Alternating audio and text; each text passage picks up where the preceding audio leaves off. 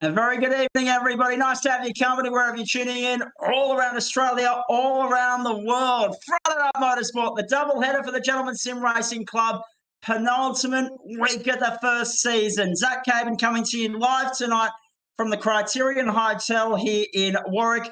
Feel free to send sympathies and condolences to the adjoining rooms, to the people that are going to be bored absolutely senseless for the next 3 hours or so. But we have a very important doubleheader coming away, and there was no way in the world I was missing it. I'm out here, of course, for round one of the Motorsport Australia Queensland State Championship at Warwick's Morgan Park this weekend, including, of course, Series X3 Queensland and 45 cars, no less. And you know it's going to be a good weekend when the first person you bump into as you get to the paddock is the one and only, none other than the great Dick Johnson, if you don't mind. Mount Panorama, the venue, first up tonight. Have a look at that. GT1 on the agenda for Freaky Friday as we turn our attention to everything that's happening in Gentleman Sim Racing Club land before an Indycar race, a critical one at that, from Barber Motorsports Park. Joining me in the commentary box, Scott Rankin, Trent Lavis, Chris Whitaker. It's a cast of thousands tonight.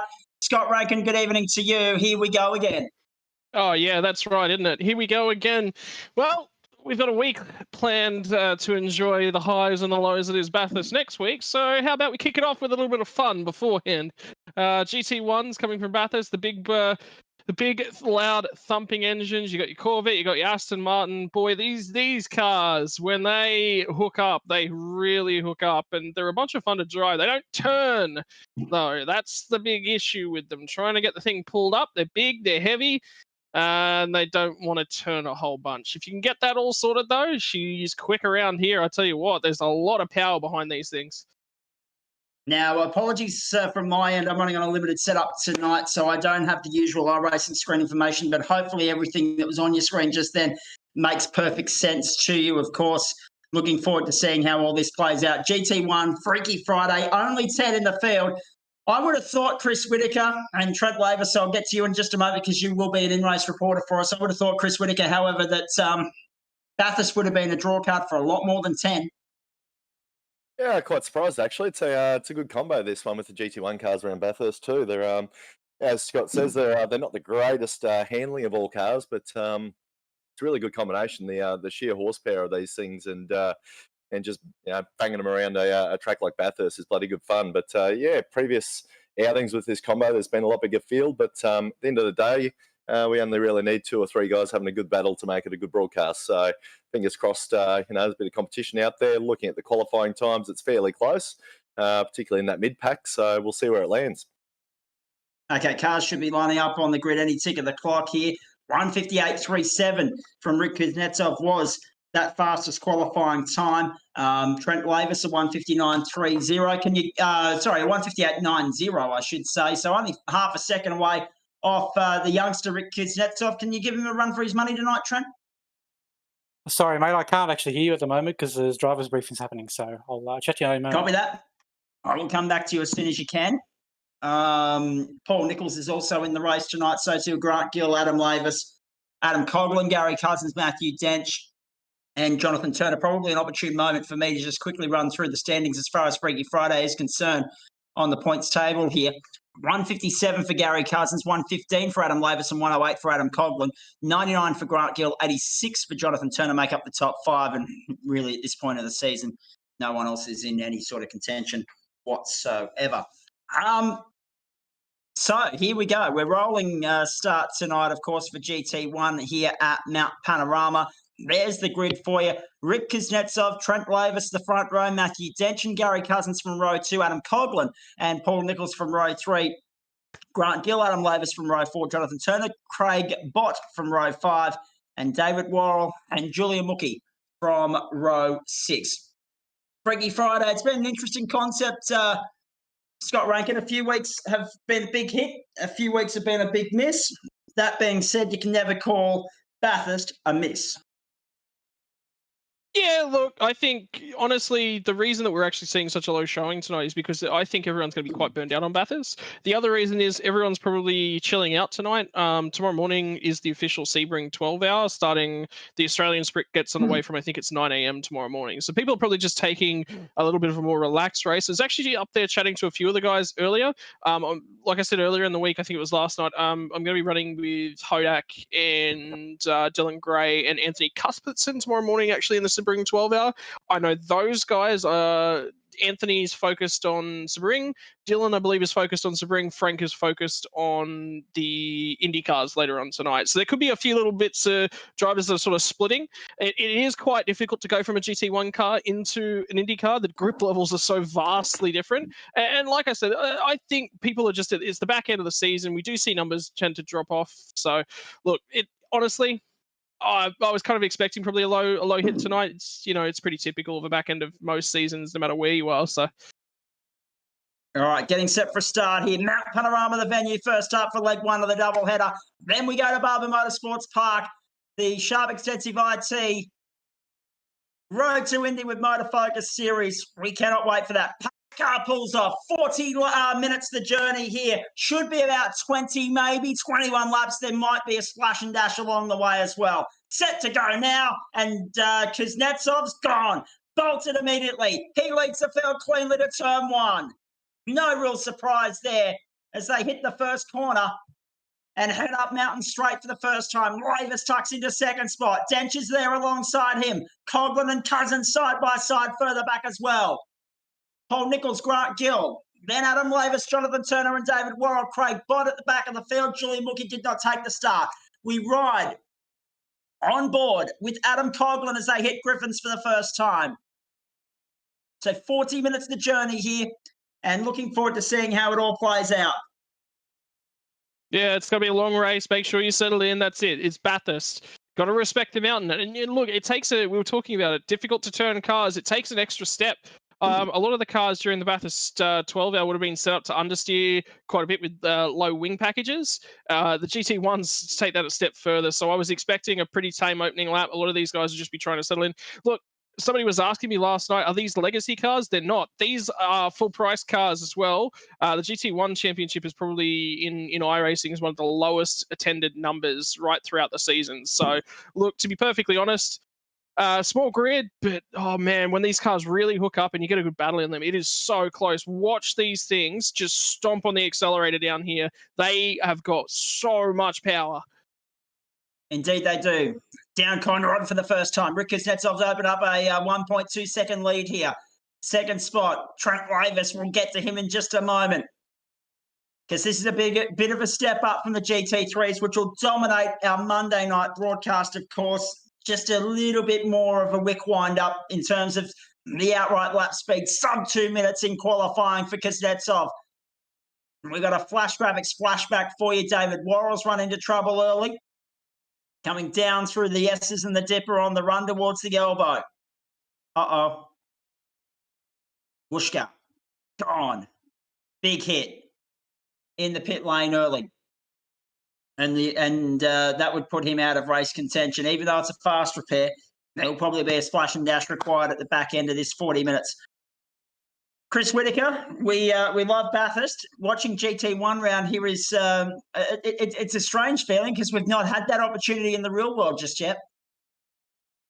Yeah, it's look, it's as I was saying before, it's a really good combo. It's I would love to see the real deal GT1 cars out there at some stage, but yeah, let's be honest, that's probably never going to happen. But it's if you compare them to the GT3 cars, well, realistically, can't actually see what track temp we're up against here, but at the moment they're running around for quali, for argument's sake, is probably about 3 seconds clear of a quick GT3 car. So these things are absolute animals down the straight. I remember one of the hosted sessions that we did with the GT1 cars versus GT3 versus supercars, I think it was, from memories, if the memory serves correct. And yeah, down the straights, these things were just blowing everything away. So yeah, settle in for a big race here and see where we land.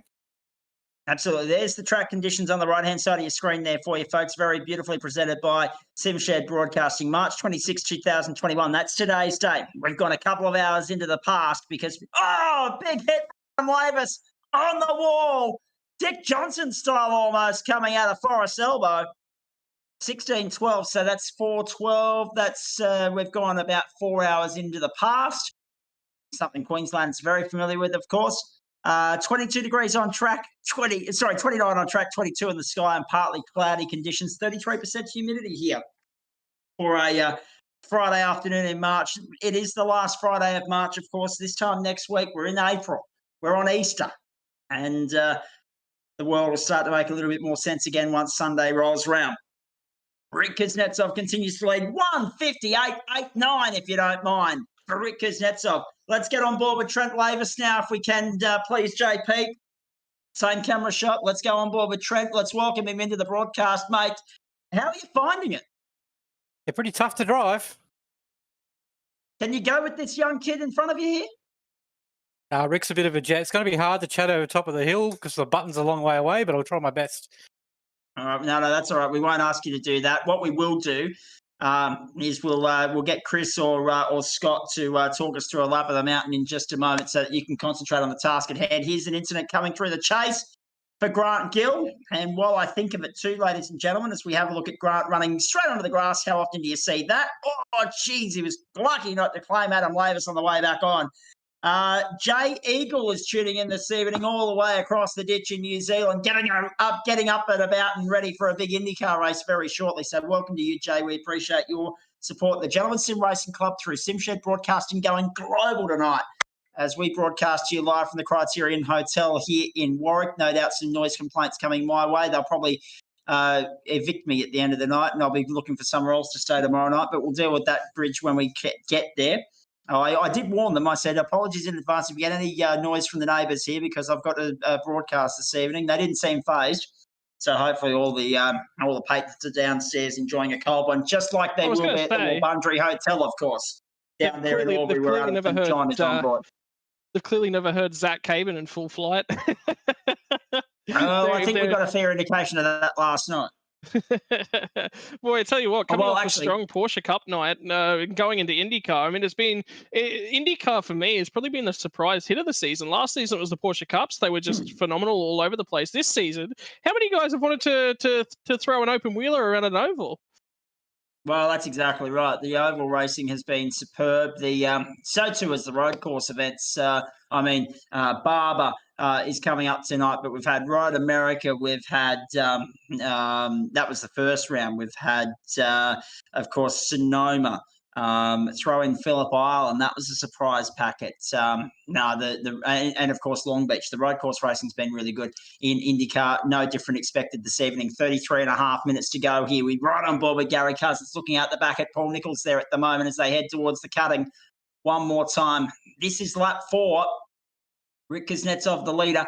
It shocked me last night because sometimes we just don't know who we're dealing with here. I said to Rick, how old are you, just out of curiosity? He said 18. So we had an 18 and a 16-year-old duking it out for the Porsches last night in incredible circumstances. That was one of the most frantic, fascinating finishes you're ever likely to see. That's as close to full flight as I've been for the season as well. It's been good fun to bring it all to you here for the Gentleman Sim Racing Club across our broadcast platforms. Don't forget, next week, grand final week starts Monday night, 7:30 Eastern Daylight Time. And here's Paul Nichols giving Gary Cousins a big hurry up, running into the elbow one more time. And on to Conrod Straight. Chris Whitaker, we haven't put you to task too much yet this evening. Why don't you talk us through a lap of this magnificent bitumen, this magnificent real estate, heaven on earth that is Mount Panorama Bathurst? Yeah, for sure, mate, for sure. I was just about to pipe up there, coming into the dipper as we jump on board with Trent, speak of the devil. So a bit of a lock-up run, a little bit wide into there, but either way, we come down here into Murray's, which is obviously our final corner of the circuit, back to second gear. Hard on the throttle, get her hooked up on the exit of the corner, up to third, probably up to fourth here. I'd suggest braking probably somewhere around about 80 metres. Nailed it. There we go. Back to second gear again.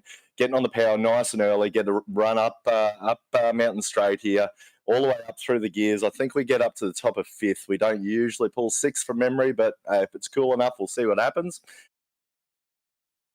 I'm speaking too fast. Here we go. Drive faster, Trent. There we go. 100 metres, about 70 metres out there for Trent. Back to third gear.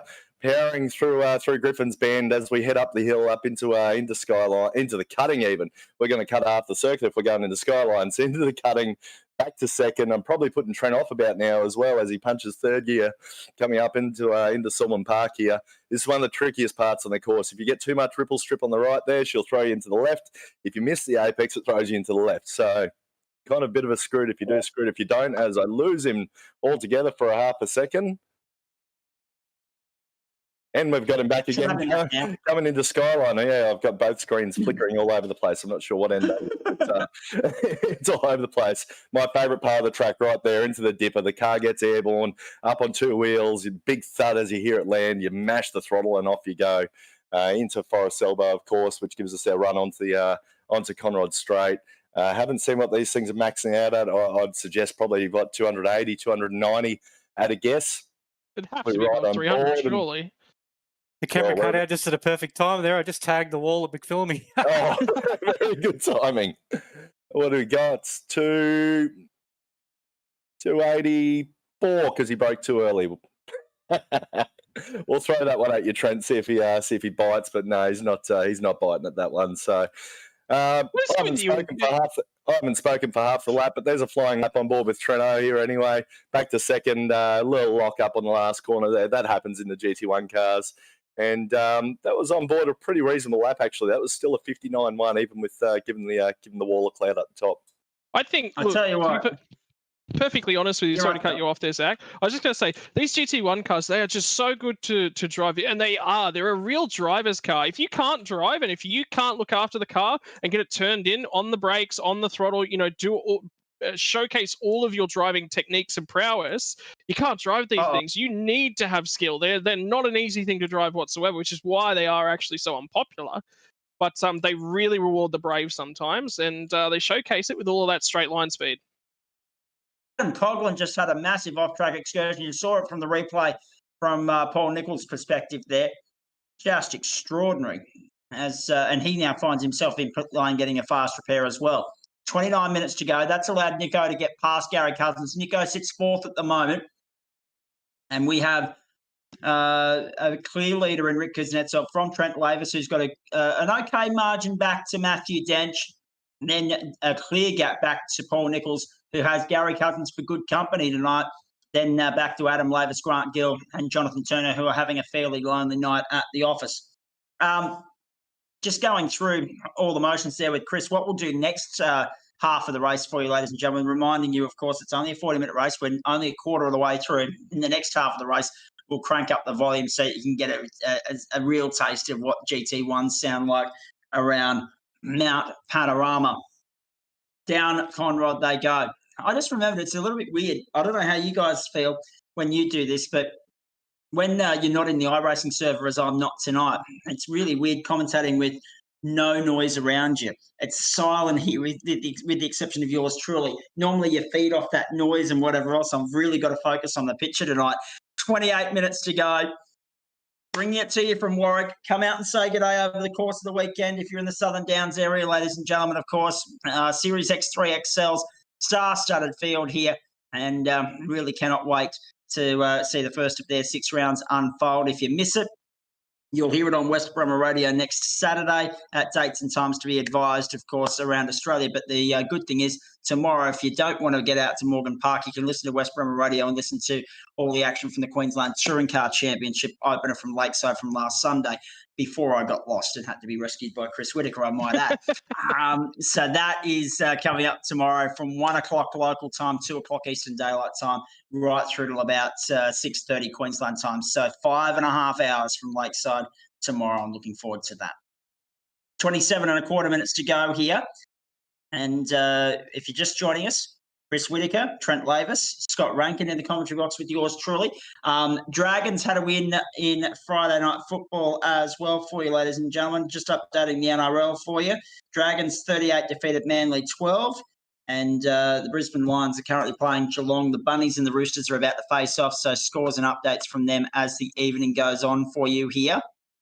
And I'm actually really surprised, boys. I've got through, what are we, 26 minutes. So we're about to 15, 16 minutes into the broadcast. I haven't had a knock at the door yet. No complaints. So that's all smooth sailing for the moment. Keyword, I yes. bet Keyword, I bet that'll change when Indycar gets going. No doubt about that. That Of run course. over Skyline's worth a replay. That's exactly what I was about to say, Trent. I was watching on board with you Yeah. on the iRacing screen. So we're watching Paul Nichols actually. That's it. Into McPhillamy, JP. If you want to grab that from Trent or this lap. What'd you do, mate? What's the cause for concern there, Trent? Let's have a look at Lavis. Flash graphics, flashback. So we've got him from Hell Corner, so we may as well just ride on board here and see what Chris is talking about at the top of the mountain. There's not much else happening out there on track. If anything does happen, we'll come back to it, but we'll ride through this lap with Trent Lavis. So obviously we rode on board with the wrong lap, did we? It was just the lap just gone, coming into Skyline, so over through McPhillamy. Righto, we're following you through Griffins at the moment. So we're on replay of that lap. And when we get up to McPhillamy, we'll see what you're talking about. I can't wait for this. It better be worth the hype. Oh, it is. Sideways, sliding through the cutting. Don't worry about that.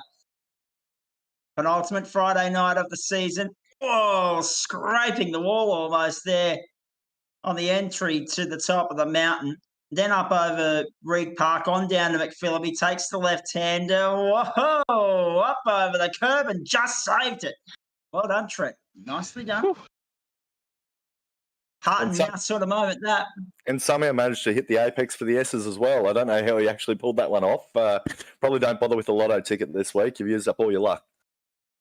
I was going to say, just on what Chris Whitaker was saying there, you and I mentioned this off air last night, Scott Rankin, but it's worth mentioning on air. The banter game has been very strong this season from all and sundry, hasn't it? Oh, just everyone. Like we were talking about it last night after the broadcast closed. It was. I have not had. I've been broadcasting esports for many, many years, and I have not had as much fun as I have had this season in sim racing. That much is true. Yeah, I must say I've had a lot of fun, but I must say also on top of that, to compliment, it's very nice to be back in the real world. Nothing beats the smell and the feel of a real racetrack, and it was lovely to drive out to Morgan Park today. Although that being said, Chris Whitaker, on the subject of what I was saying earlier about crashing here at the Criterion Hotel, it's a bit of an update from or an upgrade rather from the Lakeside Museum, isn't it, as far as accommodation is concerned? I reckon it might just be a little bit, although at the museum I think you've still got a couple of open wheelers sitting there as well, so you got a bit more to look at maybe. But that's true. The echo is probably pretty similar between the two establishments, I reckon. But not wrong about that. And I'm the last person that needs an echo. Exactly right, mate. Exactly right.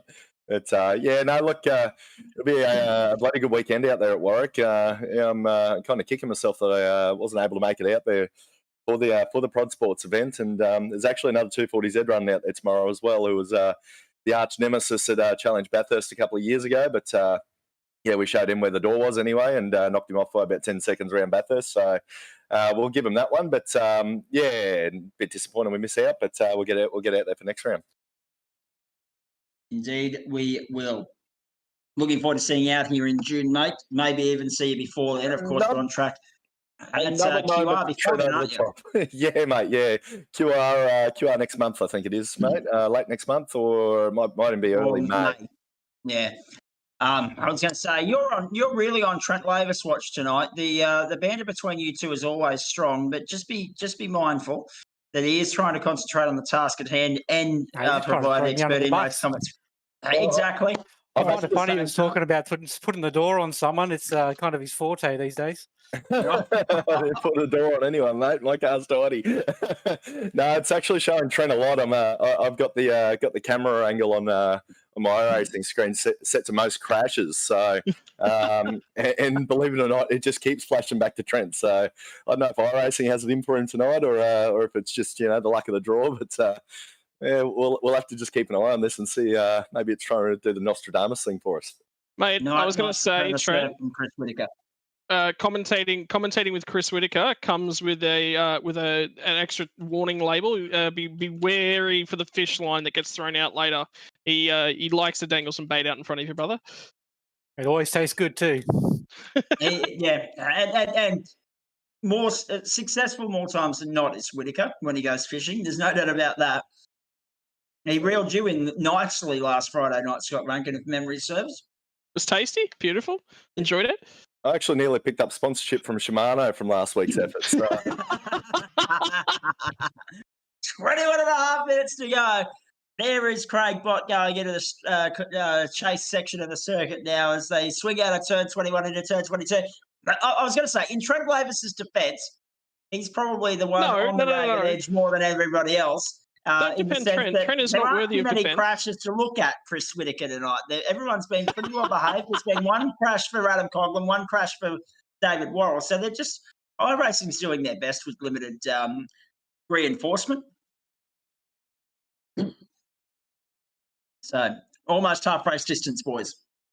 Rick Kuznetsov, 2.86 seconds clear of Trent Lavis. Trent has his PB last time round, 158.94. Still just 600ths of a second shy of Kuznetsov's 158.8. How are you on fuel, Trent, if you don't mind me asking? I got about 21.5 litres left. I got about just under 6 laps left. So there will be a splash and dash around the 15-lap mark. I think he's focusing. You're only halfway, so that's going to be 10 laps gone when Rick Kuznetsov crosses the line. And I think this is the important point. There's one jumping now. That's Matthew Dench jumping in now. What I think is important to note here too, boys, when you look at the fact that we just made 10 laps there with Rick Kuznetsov, we're not going to get 21. We're only going to get 20 because there will be that pit stop that'll take time out of what would have been potentially a 21st lap. So settle in for 20 and consider yourself lucky that we've gone safety car free thus far. That being said, I don't think there's any call for a safety car when there's only 10 cars in the field. Yeah, sure there is. It's an excuse to get a free pit stop out of the way. What do they call it? The NASCAR Supercars entertainment card. Is that what you're playing? Yeah. yeah. Can we get race control? Can we please grab a safety car? That'd be great. Well, Trent might be able to arrange that for us, actually. Yeah, I can be gladly of service. I just want to get to some feedback coming through on social media. Very nice move there from Paul Nichols. A move for position, if you don't mind. Rico goes through on Jonathan Turner. So to 7th goes Paul Nichols. Turner with the work to do in 8th. And, of course, Nico has already stopped, whereas Turner has not. And that's the thing too. Because Trent's saying to us that he's got 5 or 6 laps left there, so that's going to get him to 15. So those guys, when they pitted, Coughlin at 5, Nichols at 8, Dench at 10, they're all in the window. They all get home. It's an interesting strategy play in terms of where you take your fuel. Do you take tyres? Yeah, it's an interesting situation. Just want to get to some feedback coming through on social media because I went to the Gentleman Sim Racing Club group page there, folks, and put up a photo of the broadcast set up in the Warwick compound tonight. We'll start referring to them as the Warwick Studios because I'll be here a few more times throughout the year. There they are, ladies and gentlemen, on your screen there. The footy on one screen, the sim racing on the other two. Now, Angus Cook wanted to know, was there some popcorn chicken in that go bucket? Yes, there was, my friend. Definitely some popcorn chicken in that go bucket. I'm going to be fetching a microwave when the broadcast is over because it's already cold. I was going to say, yes, popcorn chicken's the only way to go. Is that courtesy of sponsorship coming your way from Luke Bergens after last night's Porsche Cup? It better be. That being said, as I said last night in the broadcast, I wasn't feeling hungry until then. I was not feeling hungry until then. Rick Kuznetsov punches out the fastest time of the race as he gets into the cutting one more time. 158.71. Trent also busted out his fastest lap of the race last time by 158.94. So you're just about there, mate. There's a couple of tenths to gain, and then it comes down to a bit of luck from there because Kuznetsov hasn't put a foot wrong yet. He's going over the top, so probably can't chat. But and that's all right. While we're watching Rick go anyway, you can see where he's pulling lap time from. He's millimetre perfect on every single apex here. But it's one of those things, while the tyres are holding out for him, if he does have a bit of wear come into play there, it's quite easy to come over the top just with a little bit too much speed on board and end up in a fence. So Yeah, I don't know. He's got a 3.5 second lead there. Might be time to start driving to that number. I mean, he's sitting pretty. Yeah, you don't really need to go binning it at this point of the race. And he can also let Trent catch up and make a bit of a race of it as well. Trent, your thoughts on if you think that Rick's going to, by any means, give it to you at all? Give you this opportunity to close up on him? No way. I wouldn't give it to him. You just tell him, yeah, Trent, I'd let you catch up to me if I was in your position, buddy. Oh, it's the brake marker by about a car length just then. Exactly the answer I would have expected Trent to give too. If he's not, if I'm not going to give it to him, he's not going to give it to me. That's what I would. Yeah, exactly. Very nicely put, Trent. Just bowled a massive wide of Murray's corner as well. I missed the brake marker. So what's Trent? Now that currently you're in the driver's seat. Oh, look at this, Dench going round Gill. I tell you what, that was hairy stuff. But Dench got the job done to go into position number 5. Gill yet to stop. So Dench is in clear traffic now in 5th. Here's a replay, flash graphics flashback for you. And thanks to the team there. Down to the chase. You can see Dench closing right up. Oh, Gill was wide. That's why he got a wheel on the grass. And that's what unsettled him. And that's what made for a little bit of a hairy moment there as Dench found a way by. I was going to say in all of that, Trent, what's the biggest issue you're currently finding with the cars? How are they handling, and what's the relay back to pits to get adjusted in the setup for next time out? One more corner, he'll be able to chat, mate. Hard work across the top, I tell you. Setup wise, I'm going to leave the tyres. I reckon they'll be fine. The balance is actually coming to the car. It's just the spacing is a bit of a tune-up, I think. Are you going one more lap or two before the stop, Trent? I got another couple in me. All right, let's go on board with Trent and crank up the volume, ladies and gentlemen, and listen to these GT1 cars hard at work around the mountain, and we'll see you in a lap.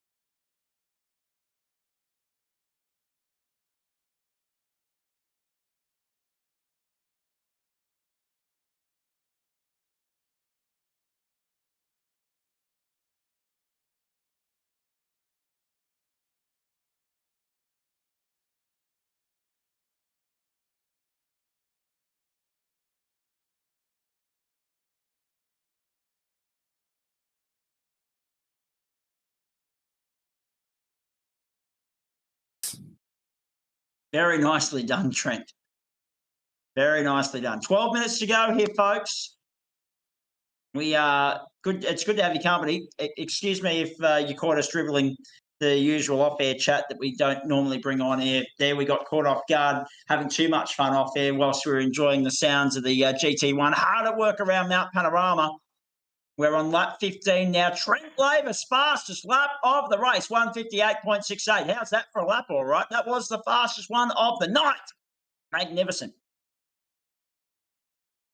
I've just had Parry Anastakis message me and say that no engine sounds are coming through on the broadcast, so we might have just gone on board for nothing. I'm not sure. I apologise, folks. Not my end, but JP, I'll let you have a fiddle with that one for some reason. Parry Anastakis reporting he couldn't hear any engine sounds just then. Hopefully he can hear me though, Parry. And hopefully everyone else can as well. Trent Lavis leads from Adam Lavis. Rick Kuznetsov has pitted. Trent's going to probably be in this time by.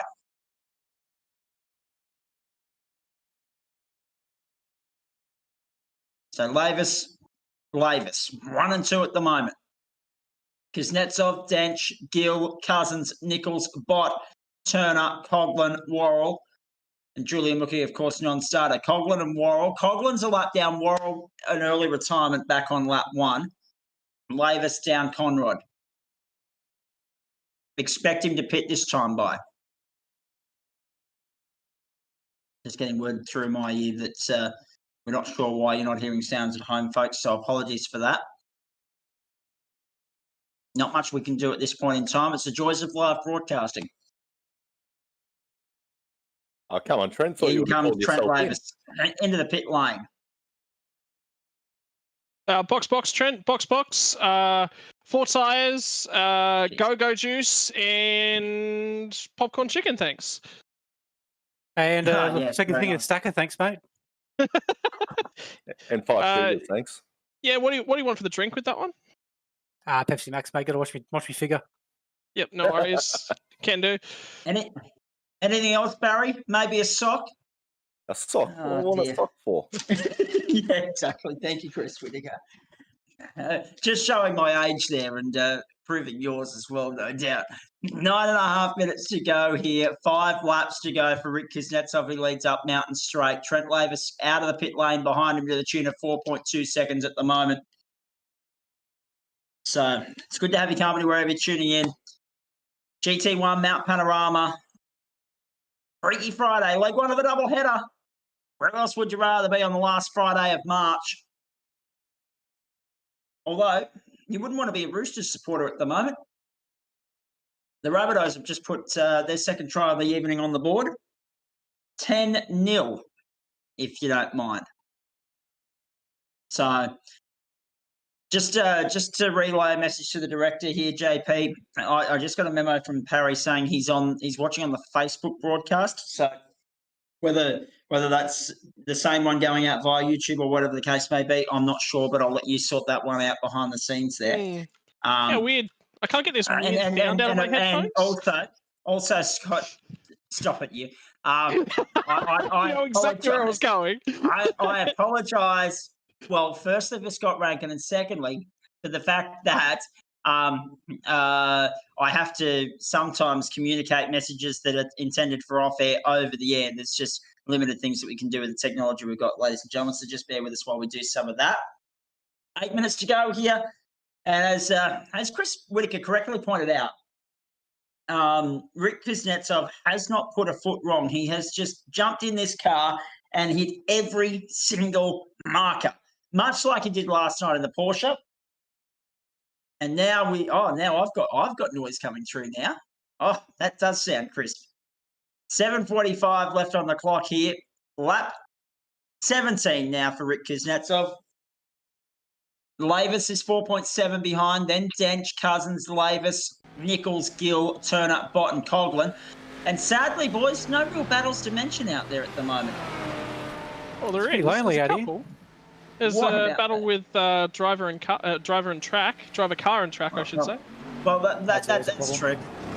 Yes, exactly. Hey, great kick from the sideline too. The Bunnies led the Roosters 12-0 at the moment. Again, not looking good for ZWK, but chips, but that's another story for another day. You peaked too early. 7 mate. minutes. Yes, yeah, exactly. I knew it was a bad omen. As soon as I got a perfect round in round 1, I thought the rest of the season's going to be. So, 7 minutes to go here. Don't forget Indycar coming up on the other side. We wouldn't be here without the great people of Sharp Extensive I.T and Motorfocus Quality Scale Models on a Friday night. Simshed Broadcasting's coverage of Freaky Friday. The first of 7 races in the next 6 or 7 days from Mount Panorama. 2 on Monday night, 2 on Wednesday night, 2 on Thursday night, all for the price of 1 right here on the Gentleman Sim Racing Club as we head towards grand final week. Scott Ranker makes a good point, and it's one that's not lost on me, but would be lost on anyone that is drawn to the excitement of a 2-car battle. Chris Whitaker, it is always a battle between, here we go, just getting word through that we're all good now too, JP, so good work, mate, thank you. JP's IT assistance available when you need it. Yes, exactly. 6 minutes to go. Chris, it's always a battle between man, machine, and mountain, or any racetrack, really, particularly when you're out on your own, because it's that psychological battle that you've got to keep turning laps. You can't afford to get complacent, because as soon as you make a mistake, go and do all your hard work to be where you are to begin with. Exactly right. Just trying to maintain that focus is exactly as I say. It is difficult when you're by yourself, or I guess in the position that Trent is with 3.5, 4 odd seconds in front and a country mile behind. So there's definitely not going to be an attack forming from behind. But who knows what's going to happen up in front? If Rick makes a reasonable sized mistake or gets a little bit of damage or anything like that, then there's every chance that he can catch back up, even if there is only a couple of laps to go. So trying to keep mentally prepped for the race and make sure you just keep doing your thing, hit your marks, and as he actually gets the apex through the cutting for a change, and just do your thing, and probably helping and putting him off and sewing him up a little bit here, I reckon. But it's yep. Yeah, that's it. But no, it is very, very easy to sort of lose track of what the task at hand is, and as you say, just make a little boo-boo, and whether that puts you in the wall or you just lose a half a second or whatever it is, and then quite often you get to the end of the race and you'll look at the timing and go, if I hadn't have made that little boo-boo, or I hadn't have done this, I hadn't have done that, maybe I would have been a little bit further up. But a lot of smoke in the elbow. It's just a lock-up. It's all good. Yeah, Adam Coughlin walked up in front of me, I think, and I had a bit of a chirpy too. Trent, you got to be happy with second. You've been a little bit of a floater in and out of Freaky Friday this year as we go. We just had the ocular aerial shot. Here's a Flash Graphics flashback for you. Matthew Dench in trouble. Uh-oh, I don't like how this is going to end. Just looking at the part of the racetrack he's in. Down to the elbow. Too deep. Bang. Too narrow into the wall. Loses the tyre and everything. He's gone. Matthew Dench out of business. That was actually a little bit weird how it just pitched around there. I don't know if he's hit an invisible wall or something, maybe. No, there is actually. I'm gonna hate recalling this one. This harkens me back to the grand finale of the Porsche Cup from last season when I joined the Combox early. The reason I joined the Combox early, exactly what happened there. There's a small part of Forest Elbow that just ever so slightly juts out. He's clobbered that. All right, that'll do it. Wonder if that's the little piece that Mozzie hit a couple of years ago when he decided to proceed to take his teammate out afterwards. Oh, yeah. I know the one you're talking about now. Yeah. Potentially. Let's have a look at this. Inside. Look at this on the slow-mo. Flash Graphics flashback. He's just got the Falcon sign. Bang. It just kept going left and left and left, and then wall. And when you haven't got a tyre, it makes it very hard to limp back to the pit lane. So we got a tow job. He'll look to get back out in the race very shortly, but I'd hazard a guess that he's lost his fast repair in the earlier stop, and that's why he's been in there for a minute 41, 42 already, and he'll be out of business. Trent, you've been a bit of a floater in and out of Freaky Friday this season. Always the draw card is Bathurst. How have you enjoyed the 40 minutes hit out here? Yeah, it's been too bad so far. I'm actually a bit sketchy on fuel at the moment, so I might have to just back off a smidge. Oh, come on. You went long, and then you fueled short. What are you doing? Getting distracted Well, by I'm a bit out of yeah. practice because I haven't raced for a while, and yeah. Oh, mate, it's like riding a No, bike. dear. Get back I, out there, go hard for it, and show Rick Kuznetsov what's what. Actually, we just got the white flag, Rick so I'm good. So Kuznetsov, fastest lap of the my race. maths is good, but the fuel calculator is wrong. Copy that. Rick Kuznetsov, 1:58.62, fastest lap of the race. On the 19th lap, he's on the last lap. He's on the way home. Quickly, gentlemen, looking forward. Scott, Chris, IndyCar, Friday night. We love this. We're so excited about next week, but we've got to get through the road course first. Bad news off the top. It looks like it's going to be a 65-minute race rather than a 52-lapper. I don't know. I think the maths was a little bit out on Nick's part there, but it's been a big week for Nick, as we detailed last night. So 65 minutes. So that makes it a time-critical race rather than a laps-critical race. And then add to the fact that it's Barber, add to the fact... What? Meant it. Trent Lavis giving it on the last lap. I was gunning for that bloody fast slap. Right, well done, mate. That was solid commitment. Anyway, here's Rick Kuznetsov coming into the elbow. I'll come back to the IndyCar in just a moment and get the thoughts from Whitaker and Rankin on that. Actually, Trent, you won an IndyCar race that we had just as a one-off fun run last year. Surely you'd be thinking about putting your hat into the ring for next week for the Indianapolis finale? Yeah, mate, always keen to jump in IndyCar a bit of a larrick. Depends on my schedule. I've got a lot of stuff I need to do, but seeing as it's a public holiday, I might have some time. Good boy. Look forward to seeing you next Friday night. Out of the chase for the last time, Rick Kuznetsov under the Amarillo Bridge, down to Murray's Corner. Rick Kuznetsov, for the second time in 24 hours, is heading to Victory Lane, but this time it's at the big dance, Mount Panorama Bathurst. Nice one. 1:58.74 to finish it off with his 1:58.62 the previous lap, the fastest lap of the race. 20 laps in the book at the end of 40 minutes. Good racing. And Lavis just throws it away at the end. Did so well to keep it so clean for so long and then threw it away at the end. Well done, boys. Great stuff. Gary Cousins in for third. Adam Lavis will come home fourth. And then Paul Nichols will round out the top five, and he's going to join us for the IndyCar race very shortly. What is it about Friday nights? We seem to get more commentators for Friday night than any other night. And what is it? There's something about Friday nights that's very, very special at the moment. There is Adam Lavis across the line in fourth. Paul Nichols brings it home to round out the top five. And Grant Gill will be sixth. Jonathan Turner, Craig Bott will round out the field with Adam Coughlin a lap down. And Matthew Dench has not yet taken the checkered flag. In fact, he has retired from the race. Really good stuff. Let's bring Rick Kuznetsov in for a chat here.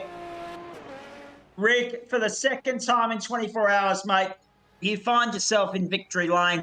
But this time a lot cleaner, a lot smoother, a lot faster than the Porsche, it's fair to say. Well done, mate. Very solid drive. Thanks, man. It was a lot of fun around the Bathurst with the GT1s. I find them really enjoyable to drive. Yeah, it was just a clean race and try to get home nicely. A lot of people, there doesn't seem to be a huge appreciation, a huge love for the GT1 cars, given the small field that turned up, but you seemed right at home. Yeah, I'd raced the GT1s a few months back with my old setup, but the new setup, I don't know what to expect. But yeah, I switched on instantly with the car. I felt really comfortable, especially when it's baseline setup, so the setup wasn't that great, but it still felt really nice. And yeah, it was awesome. Well done. Paul Nichols is here, but he's obviously gone for his compulsory pit stop. We'll get back to him in just a moment. There are the results on your screen. Rick Kuznetsov from Trent Lavis, Gary Cousins and Adam Lavis, the top four. Paul Nichols rounded out the top five. Grant Gill in sixth. Jonathan Turner, Craig Bott, Adam Coughlin rounded out the finishes with Matthew Dench and David Worrell non-finishers in all of that. Hey, Rick, Freaky Friday, it's been an interesting concept this season. Is this the first time we've seen you on Freaky Friday from memory? Yeah, this is my first time doing it. I saw the GT1 at Bathurst. I was super keen to do it. So yeah, first time. Do you think the fact that that a lot of people didn't own the car and would have had to have forked out some money might have been a reason why we didn't see them here tonight? Yeah, possibly. GT1's under most popular cars in our racing. They're not commonly raced, so yeah, that could be a factor, 100%. All right, mate. Thank you very much. Nicely done tonight. Any questions from Scott Rank and Chris Whitaker? No, mate. Look, obviously, about the only thing I've got is like it's a different car that you don't race all that often, and it's a really good opportunity to just go with that library of cars that you don't touch a hell of a lot. You enjoy the format that obviously Freaky Friday is presenting with a lot of these different cars. Was that for me or Rick there, Scott? Sorry. I'm not sure if there was sorry. even a question there, was there? Yeah, it was. There was a question? No. Yep. There was a question in there somewhere, I'm sure, but Somewhere there was. Just Friday go. night, Rick. brain Just go. cells. Yeah. Yeah. I think I know what Scott was saying. Rick, as someone that focuses on the Porsche, are you less inclined or more inclined to get involved with a series where they mix the cars and the formats up like Freaky Friday? Yeah, it's always fun to try different cars. I might do another one just to test my abilities. Yeah, doing different cars besides Porsche is always fun. Something different and test my abilities of how fast I can go in different cars as well. So we're going to see you in the Indycars around Barber up next, mate? Possibly. I'll be on school holidays soon, so I've got more time to do more races. Hey, next Friday, mate, Indianapolis. You've got to get there for that. No Yeah, excuse if sounds you're good. on holidays. Yeah, definitely keen to go do some races there next Friday. Good stuff. Thank you, mate. Well done. We'll let you focus on a big weekend of no doubt homework and study. Year 12, of course, ladies and gentlemen. He's a very busy boy. And we'll catch up with you for grand final night on Thursday as far as the Porsches are concerned, mate. Well done. Sweet. Thank you. We'll get to Paul Nichols in just a moment. Dylan Gray, I didn't see your name on the list there. Were you in race control, or are you still frothing at the bit that is Mount Panorama Monday night and the GT3 amateur split? Yeah, pretty much GT3 amateur split from that, and also tomorrow's 12-hour around Sebring. Just quickly, Scott Rankin mentioned that a short while ago. Who are you teaming up with, mate? What are your chances? I'm teaming up with the reigning Bathurst 12-hour champion Scott, Anthony, Frank, and myself. All right. Well, it's a real pleasure. It's a mixed bag team that one that we got together for the Stone Cold Racing Series, and the other benefit is it is another Stone Cold car put together as well. So not only have we've been out and we've showed everyone how to do it at Bathurst, it's now like, okay, we can do this sort of thing. What's next? Where are we going to next? How are we going to step this up? So it's really good opportunity to step out with a couple of drivers that I normally wouldn't necessarily get the opportunity to drive with. So. All right, mate. Dylan, we wish you the very best of luck with Sebring tomorrow. And then, of course, all eyes on the main prize as far as Bathurst is concerned on Monday night. And we'll check in after that and see how you fared. See you then. Good on you, mate. Thank you. Paul Nichols will be back with us very shortly. Trent Lavis, are you staying or going? Are you going to jump in and have a run around Barber, or what is next for you? I don't actually own Barber, so I'm bouncing. I've got to start making some food and organise some cars as I'm at the track for the next 2 days. So, yeah, very nice. Which track is it? A skid control thing, mate? Yeah, we've got a rally day on tomorrow out at Willowbank. There's a couple of spots left if anyone wants to bring a car out and have a bit of fun on the clay. Standard road car is absolutely perfect out there, and it's a heck of a lot of fun. So I do recommend it if you've never experienced it before. But then Sunday we've got a bit of a staff muck-up day out there as well, so it should be a bit of fun. And I'll bring a couple of new toys that I haven't shared yet on Facebook. We're going to play with. I look forward to seeing that. Well done, mate. Thanks for your time tonight. Appreciate that. Not easy to be an in-race reporter and be competitive at the same time, but you always seem to manage it when you join us on Freaky Friday. Well done. Thanks, gents. Have a good rest of your night. We will indeed. Chris Whitaker, Scott Rankin staying here. Paul Nichols standing by. We'll hear from him next. We're going to take a break at this point in time. We're going to reload the servers. We're going to head to Barber Motorsport Park. Big night ahead. Road to Indy with Motorfocus for Sharp Extensive I.T. The ninth penultimate round of the season at the fifth and final road course. 11 points separating the top four as far as the championship is concerned. It is set to be an absolute rip snorter, and it comes your way next with thanks to Sharp Extensive I.T. and Motorfocus Quality Scale Models. But we wouldn't be here every other night of the week without the extensive, extreme generosity and support of Rockdale Volkswagen, Flash Graphics, Stone Cold Racing, Adam St. John, and the great people at the Wabundri Hotel, Oculair Aerial Photography, Simple Sim Computers, Grey White Gaindar, and the Central Coast Motor Group Fleet and Corporate. Let's take a break at this point in time with IndyCar, Barber Motorsports Park on the other side. Don't go away.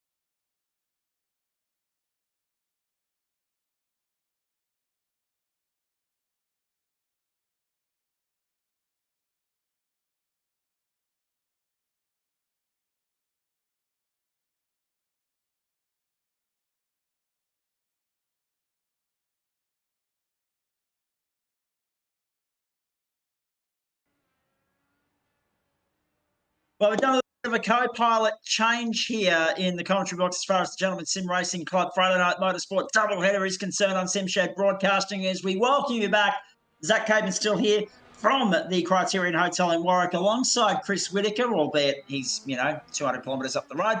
And joining us for the first time this evening is the great man Paul Nichols, who steps in for Scott Rankin. And we say thanks once again to Scott for stepping in over the last 3 nights and being of great help to us. He was actually due to take the lead tonight, Paul Nichols, because I said to the boys originally, have someone on standby for Freaky Friday, because I'm not sure what the hotel setup's going to be like, etc. and so forth, and whether I'm going to have dinner and all that sort of stuff.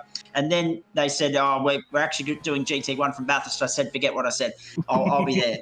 With bells on, and worth it too, because it was not a bad night out. Disappointing field, but I mean, when not everyone owns the car, then it's a bit hard to attract numbers. That said, Nico, you cannot get people into this IndyCar series quick enough. We've got a very low field tonight, unfortunately, and that might come back to, again, the consequence of circuit selection. Not everyone owns Barber, but we've got the quality, the cream of the crop rising to the top, as per usual here.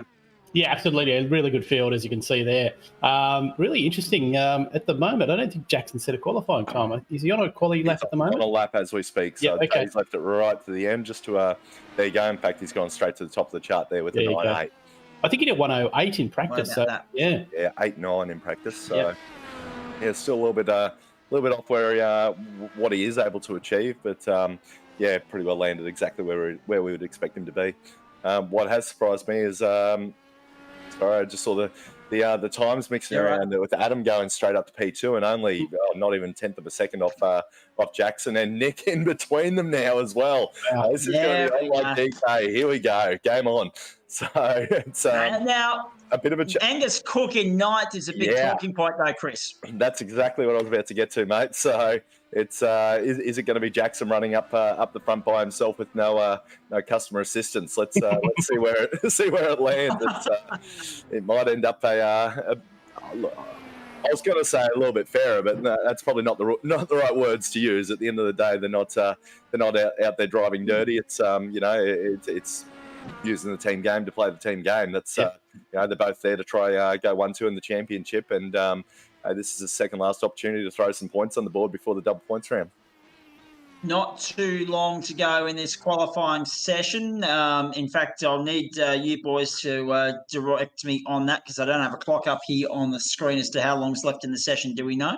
Got about 3 minutes, roughly. Yeah, three minutes. No worries. That gives us plenty of time to fill. Let's do that by having a look at the championship standings as we venture into this round. Sharp Extensive I.T Motorfocus Road to Indy Season 1. And it's been top shelf stuff so far in 2021. Angus Cook on 166, Jackson Rayhana 164, and Adam Lavis 157, Nick Fodiatis 155, and Julian Mookie 116, 109 for Rick Vincent, 91 for Chris Stark, Brett Wilson 84, 79 for Gary Cousins, and 77 for Aidan Rice make up the top 10. But with no disrespect, with none intended whatsoever to anyone beyond fourth, it is about the top 4 at the moment. It is Cook and Rayhana, 2 points separating the teammates. Olavis all on his line from there on 157, and Nick just 2 points behind him. So 2 point margins in the battles for first and third, but 11 separates the field at this point in time, and all to play for here. We know it's double points next week. We know any one of these drivers will go to Indianapolis as a potential race winner. However, there are problems arising. The first one is Adam Lavis doesn't know whether he's going to be called into work. The second one is Angus Cook doesn't know whether he's going to be here or not either. Apparently, he's going to be out camping somewhere. Now, whether he can trust his sim gear to run on a generator and get it cranked up in the middle of nowhere, I'm not sure. But there's so much riding on tonight. It's not even funny. And can we just take a moment? We don't talk about him, I should say, as much, anywhere near as much as we probably should, Paul Nichols. But for everything Adam Lavis does behind the scenes for the GSRC, 5G's put in a great performance on the track in the IndyCar this season. In fact, he's been one of the most improved as far as I'm concerned. I mean, it was a fairly good sim peddler before this year, but he's really raised the bar in 2021. Yeah, absolutely. And to the viewers, Adam Lavis is Maverick 23 there on the screen. So P4 at the moment in quali. He's driving standard. Considering the amount of work he does in the background is fantastic. And he Friday nights are his night off from doing a lot of the admin stuff. So good luck to him. He's won 2 races this season, I believe. So look, he's had a cracking season so far. I'm actually bloody surprised, Chris Whitaker, if I'm perfectly honest with you, that he actually finds time to improve his racecraft. He spends that much time improving the broadcast for us. Exactly right, mate. He sticks ridiculous hours into getting the broadcast prepped and the different camera angles and all that sort of gear, and particularly when we've got multiple circuits each week for different series as well. As I don't think a lot of people appreciate exactly how much behind the scenes work goes into that, let alone, as you say, trying to get a couple of nights practice or an hour here or a half hour there is all done into the wall. No. But that's just about run out. That's just about run out the quali anyway. We've only got 10 seconds left in quali here, so I think everyone's set their laps, and it's going to be interesting. We got a couple of hard charges who don't mind getting the elbows out at the front, so it's going to be really interesting to see how it pans out. Yeah, Rick Vincent. Sorry, you go. Great. Yeah, Rick Vincent, Chris Stark, and Rick Vincent have really done a great job. They're 5 and 6, so they're a couple of the members that you wouldn't think they'd be up in that top 10. So they've done very well. So here we go. We're getting set. Live from Warwick for you on a Friday night, ladies and gentlemen. Don't forget to get out here and watch the XLs this weekend. Although that being said, even the XLs might struggle to match the drama and the intensity at the Porsches last night, if I'm perfectly honest. And I never thought I'd say that because that Porsche race was off the bloody scale. Here we go. The Indycar Barber Motorsport Park, 65 minutes. It will be time certain, so Nick believes, because 52 laps might be a bridge too far once you throw in the cautions. Jackson Rayhana from pole position. Brock Kelly alongside him. Have a look at that. Then Nick Vodiatis and Adam Lavis from the second row. Chris Stark, Rick Vincent, the third row. Fourth row, Josh Robertson and Matthew Dench. Fifth row, Angus Cook and Julian Mookie. Sixth row, Gary Cousins and Kodak. Seventh row is where you'll find Aidan Rice and Declan Reinhardt. Eighth row, Jason Dunn and Brett Hewlett. Ninth row, Pariana Starkus is in the IndyCar field again, and Jody Welch is there alongside him. So, a couple of different factors to play out here, boys. 2.7 to 2.8 litres a lap is the fuel burn. We're very well aware of that already from what Nick has told us behind closed doors here. So, I mean, you're looking at somewhere in the vicinity of a 12-lap stint. When you look at the fact that we're pushing for, but probably not likely to get to, a 52-lap race, I mean, that's going to make it. It's going to be a 4-stop race probably regardless tonight. So there's a lot riding on this. Don't know where that competition caution falls. Don't know who's going to rise to the top here because Barber's one of those circuits where the field tends to stick to each other like glue. Lap traffic could play a part. So many factors to consider for the next 65 minutes, Chris. Yeah, exactly that. And as well as that, you've obviously got your tyre choice as well. So subject to when the safety car comes out and how many times the safety car comes out as well is possibly a question that needs to be asked. So, is there an opportunity there to throw the option tyre on there and see if you can make up some track position and run a little short stint and then a long stint on the hard compound tyre afterwards. It'll be interesting to see. But it's going to be, as I said earlier, it's going to be on like DK here. There's, everyone's wanting to get those last couple of points coming into next week and double points next week. It is really going to be all about Indianapolis, but a DNF here is just going to make it that much harder and put that much more pressure on you for next week. So we know that Jackson loves this place. He's amped it up pretty heavily last week and. He bloody well want to perform because if he doesn't, he's going to make a goose of himself with what he was saying last week. So, he stuck it on pole by half a second, so half the job's done. But I know there's another 15 odd cars on the grid there that they want to be finishing in front of him. And if last night's anything to go by with with Cook and Rayhana, well, maybe they'll come together again. And I don't think they'll be as I don't think they'll get away with it as easily as what they did in the TCR car. Make no mistake, ladies and gentlemen, the reason Chris Whitaker is here is to go fishing in the postgame if Rayhana does not win this race tonight. I stand by that, judging by his comments there in the last 35 seconds. I want that Shimano sponsorship, mate. That's all it's about. So. Radio. Hey, Paul Nichols, obviously Chris Whitaker's gone through a lot of the race facts there. Anything else we should mention? I'm just looking at the front two, both on the soft compound, and then Nick and Adam are on the hard compound. So interesting to see the tyre strategy there at the front. So strategy play right from the front, absolutely. Angus Cook being buried on the fifth row is a big talking point for mine. How will he come through? Will he race better than he qualified? I mean, obviously, we don't have to worry about the weather and so many other factors because it's the sim world and they haven't mastered the art of rain yet in iRacing. Set for a start. Round 9, the penultimate one. Rayhana bolted. He didn't even wait for the green flag to fly. He just took off. He reads the field cleanly to turn 1. Lavis jumps into 4th spot because Fodiatis got the jump on him. Stark is there in 5th. Dench from 6th, and then Robinson and Cook and Mookie and Hodak make up the top 10 at the moment. But Rayhana and Brock Kelly has got through on the inside while we've been looking back through the field. Rayhana trying to get up on the inside at turn 5 and can't quite do that.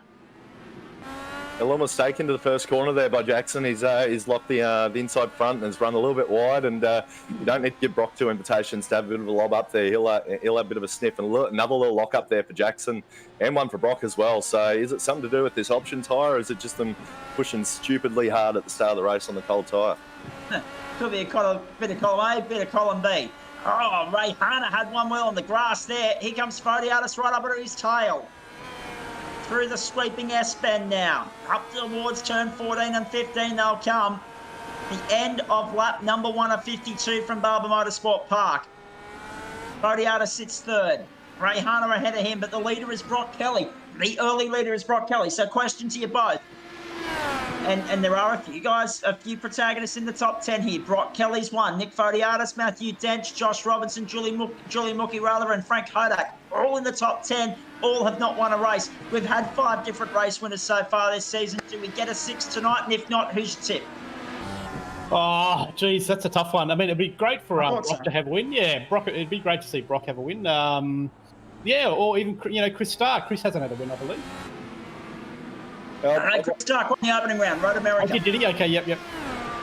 I'd have to back up what Paul's saying there. I'd like to see Brock get up and get the win, but I'm going to jump on amongst the pigeons. Yeah, I'm going to jump on board with Nick. I'm liking that he's on the hard tyre and he seems to be just hanging with these front guys on the option. So exactly right. So let's watch another 2 or 3 laps once the option tyre starts to go off, and Nick should be able to start making some ground then. So it's going to be interesting to see what strategy these boys use to try capitalise on that soft tyre.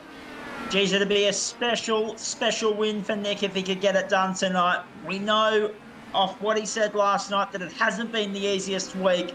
The team paying tribute to one of their own who's one of their big supporters that's passed away, obviously, in recent days.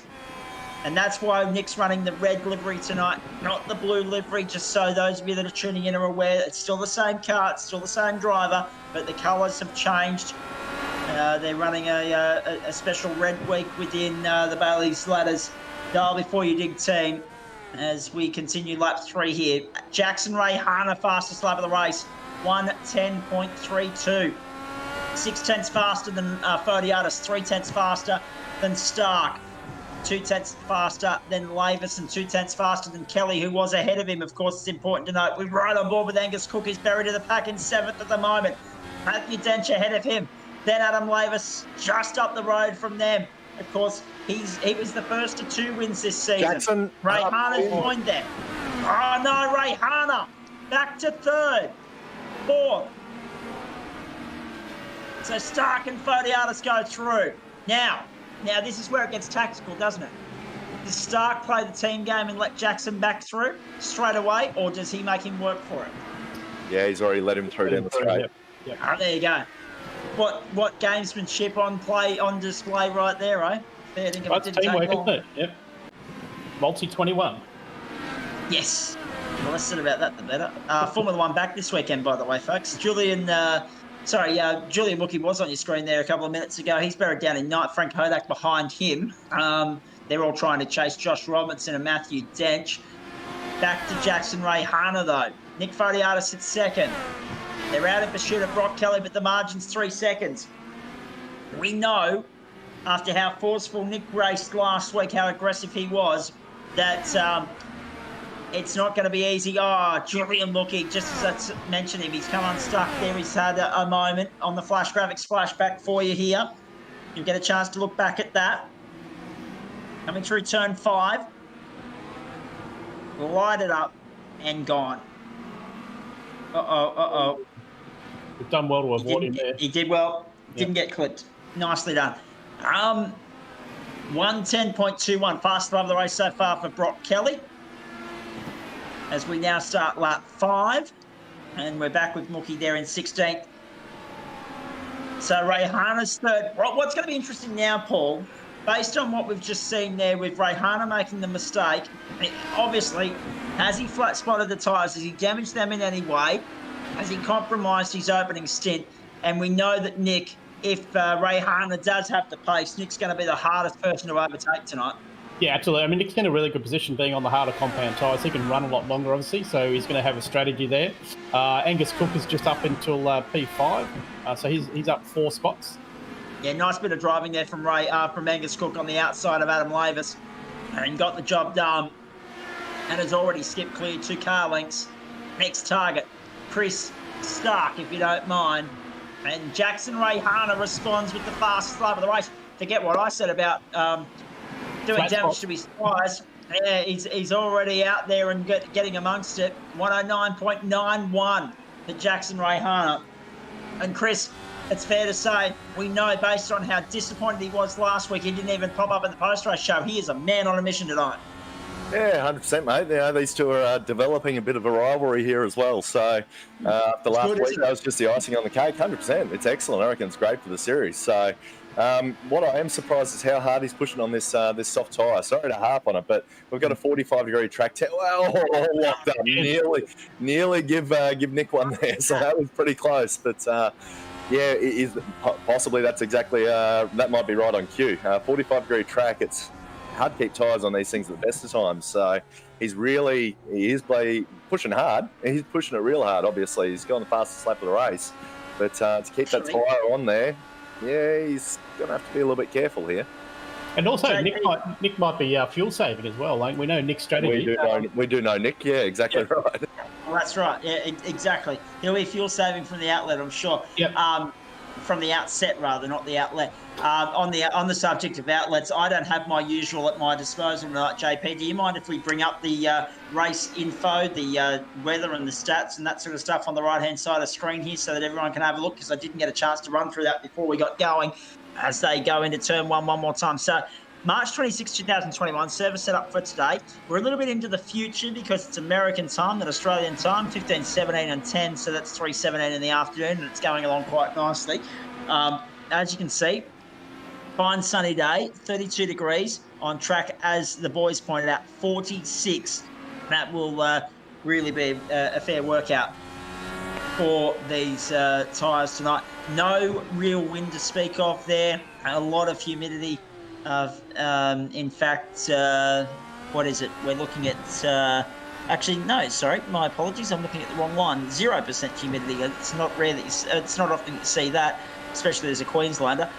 46 degrees on track, 32 in the sky. And as I say, the wind barely any to mention there. We're right on board with Fodiatis looking out at Ray Hana. Ray Hana's all over the back of him now. Lap 7.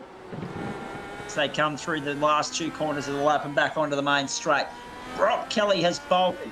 He has the fastest lap of the race, 109.63. And we got Josh Robinson off track and in trouble. So too already Julian Mookie, Brett Hewlett, Parry Anastakis in trouble early here. Here's what happened to Robertson. Is it grass or is it curb? Or is it just a lapse in concentration? No, there's plenty of curb. Yep. Way too much curb. Yep. That's a massive hit. Yep. Because once you unsettle the car, you are a passenger no matter how hard you get on the brakes. Starkey's just had a bit of a moment as well, so it's back to Rayhana versus Nico. So just caught the tail end of the car going round. And that also means that Angus Cook gets up into 4th place as well. So Cook has already gained 5 places. Big move early on, however. Jamie Welch up 10 places. Wow, that's impressive. And Nick's doing a great job just holding his position and holding Jackson up, because he's obviously working on this strategy. So the longer he can hold Jackson up, the better it's going to be for Nico. Indeed, that's the case as they make their way back across the line. 9 laps in the, well, 8 laps in the books. We're on lap 9. Look at this. Look at Ray Harder trying to go around the outside of the line. And if anyone in the Criterion Hotel here in Warwick was asleep, they're about to be woken. Ray Harder got the nose in there on the outside. And then Podiatis comes across and defends the line into turn 5. And Jackson's on comms, calling for race control. Have a look at the effort there as well. I don't think now Nick lets him go. Now he gets back down the inside. Now they're side by side again. Come together again. For the first time in 2 weeks, they come together again. Nick's gonna redress that. I think he's gonna let Jackson go. Oh, yeah, they're both damaged. Both got damage. Nick's got pretty bad damage. Unbelievable. Championship defining moments right here. Oh, you can imagine Racecom's blowing up at the moment. Yeah. You all right, Paul? No, go. It is blowing up. Jackson's wanting race control to look at it, and yellow flag's been thrown. The yellow flag comes out. Oh, we've got the caution. Wow, that is an impressive get out of jail. Oh! Who was that? Someone's just gone off at 1,000,000 miles an hour. Yeah, Jamie Turtle. That is an immense get out of jail free card for both Podiatis and Ray Harder. The caution has been thrown now, and I apologise, boys. I just had to. Oh wow, Jamie Welch! Wow. Yeah, that's a shocker. And after the caution was thrown too, if you don't mind. What are they doing crashing under safety car? There's been some strange incidents this week, hasn't it? Apologies, boys. I took the boys off air before we got on air, ladies and gentlemen, for a tour of the hotel room here in Warwick, and forgot to plug the power back in. So there was a screen message come up that said your battery is running low. And I thought, hang on, that can't be. Oh, I forgot to plug it back in when I brought it back to the desk. You gotta have power, mate. You gotta have power. That is a get out of jail free card for ZW Coburn right there. So the caution thrown early. And speaking of get out of jail free cards, this is a bit of a get out of jail free card for Jackson as well. He's stayed out with that damage, done the extra lap so that he's not pitting when the pits are closed. So what's going to happen? Anyone else who's gone in the pit, they're going to get the end of line. So he's going to pick up a couple extra spots here. So I'd say that's a wise move. He's having a bit of a battle trying to get the poor old darling back. It's sparks flying everywhere. Right. Yep. Exactly. He's got a little bit too much positive camber on the right front wheel there, I think. But there we go. It's back to negative again and back to positive again, and now a heap of toe out. But he's struggling. I'm surprised he hasn't gone flying yet. And he's staying out for another lap. I'm surprised by that. I would have thought the pit would be open by now.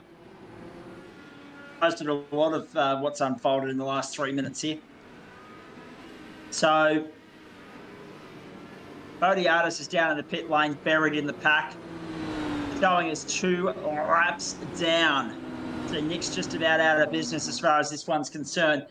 He is, well, tonight's obviously the night, clearly, that he's, last week his top 5 run come unstuck. Tonight he's been on the lead lap at the end of every race. That's going to come unstuck, unfortunately, for him tonight. Some waiver rounds happening now. Welch, Podiatis, wave. Oh, Adam Lavis also in the lane as well. So was he the one that got clouded by... I didn't think he was the one that got clouded by Jamie Welch. So that seems a little strange to me because Adam Lavis is buried in the pit lane at the moment. He's been in there for 3 minutes and 15 seconds. And I would have thought that there'd be a fast repair that the boys could use as well, but obviously not the case. Podiatis is back out. Now Lavis joins him. So they're both out at the rear of the field, and they are going to be a lap down. And they're going to need a second caution to get back on the lead lap. Instant game changer as far as this championship is concerned. And now the field make their way to pit lane. Brock Kelly, Angus Cook, Frank Hodak, Gary Cousins, Hayden Rice, Rick Vincent, Jackson Ray Hunter, Declan Reinhardt, Chris Stark, Josh Robertson. They're all in. Every single one in the lane right now. Pit lane very, very busy all of a sudden. Paul Nichols has stepped out for the moment. He too off for a pit stop. And I'm not going to lie, I'm almost starting to feel responsible for this. This is 2 weeks in a row that I've tipped Nick, and 2 weeks in a row that he's come together with Jackson. So, can you stop putting commentator's curse on your mate, please? He's put it on me in the past, so maybe I'm just returning the favour. Just a little bit of get square, you reckon? Yeah, right. Possibly. Oh, very good stuff. Just a final reminder too, folks, Morgan Park, Warwick tomorrow morning, 8 o'clock, cars on track for qualifying, and a full-on schedule, which we cannot wait for.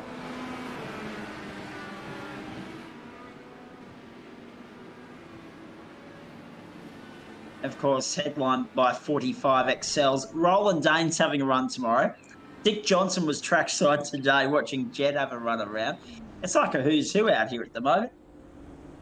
So it's going to be nice to get amongst that tomorrow night, I must say, Chris Whitaker, and actually be able to go out and enjoy a cold one and a meal with these people instead of just tucking into KFC in the hotel room. And cold KFC, I might add. I was about to throw exactly that at you. We've still got more wave rounds going at the moment as well. Yeah, so I've got a feeling we won't go green this time. They might wave it round one more time, which again brings time certain critical factor back into play as well. Yeah, because they were setting a fair pace there in the first few laps. 70-second laps. Yeah. Yeah. I mean, add 10 seconds to a lap. So do that 52 times, you get almost 9 extra minutes. So that would have got you to 61. But where you lose the extra 4 minutes is this caution and, of course, pit stops. So if it had been a green all the way race. Sorry, I'm just trying to listen to what's going on in comms, because it looks like Nick's just been waved around, possibly for a second time. He may have dropped out. I can still see him, but we can't hear him. But okay. Oh no, we've got you. We've got you. Can you hear me? Okay. And, sorry, I apologise. I'm just having a quick. No, it appears he had only one wave round. Sorry. Okay. So Nick's back on the lead lap. He's back on the lead lap, and this caution's going to go on an extra lap. So that's a get out of jail card for Jackson. That's a get out of jail card for Nick. But Jackson's in a far better position out of all that because he sits 8th, whereas Nick's going to be right at the back of the field. Well, we also don't know what race control are going to say about that incident as well. So there's every chance that Nick may have a case to argue there. So, but yeah, with how slow the train's going here as well, depending when they go back racing, I think, are the lights still on or are they out? I can't quite see that from here, but they're out. Okay, rightio. So at least he'll catch up onto the back of the train. Yeah, an extra lap may have been beneficial for him to be able to go and do a last-minute splash and play the fuel game to the end. But yeah, we'll see what race control have to say about it all.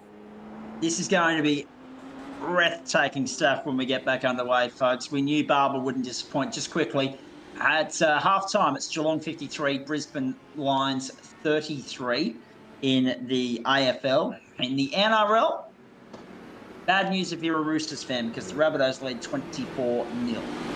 Rabbitohs 24-0 at the moment, absolutely smashing the Roosters off the park. Again, not looking good for my footy tips, but less said about them the better at the moment. This is the problem when I have too much motor racing to focus on. My tips go to downhill. So, anyway. So we got the top three. Sorry, mate. I said to Mum at the start of the season, just quickly before we go on here, mate. I said to her at the start of the season, if you filled the entry fee, which was $30 or whatever it was, I said, if I win, I'll give you your $30 back. It's so fast to say that she's not going to get that $30 back. It's an investment. Exactly. That's an investment in failure. Exactly. So we got the top 3 here on the option tyre. Then with the following 4 on the hard compound tyre. And then Jackson sitting now P8 also on the option tyre.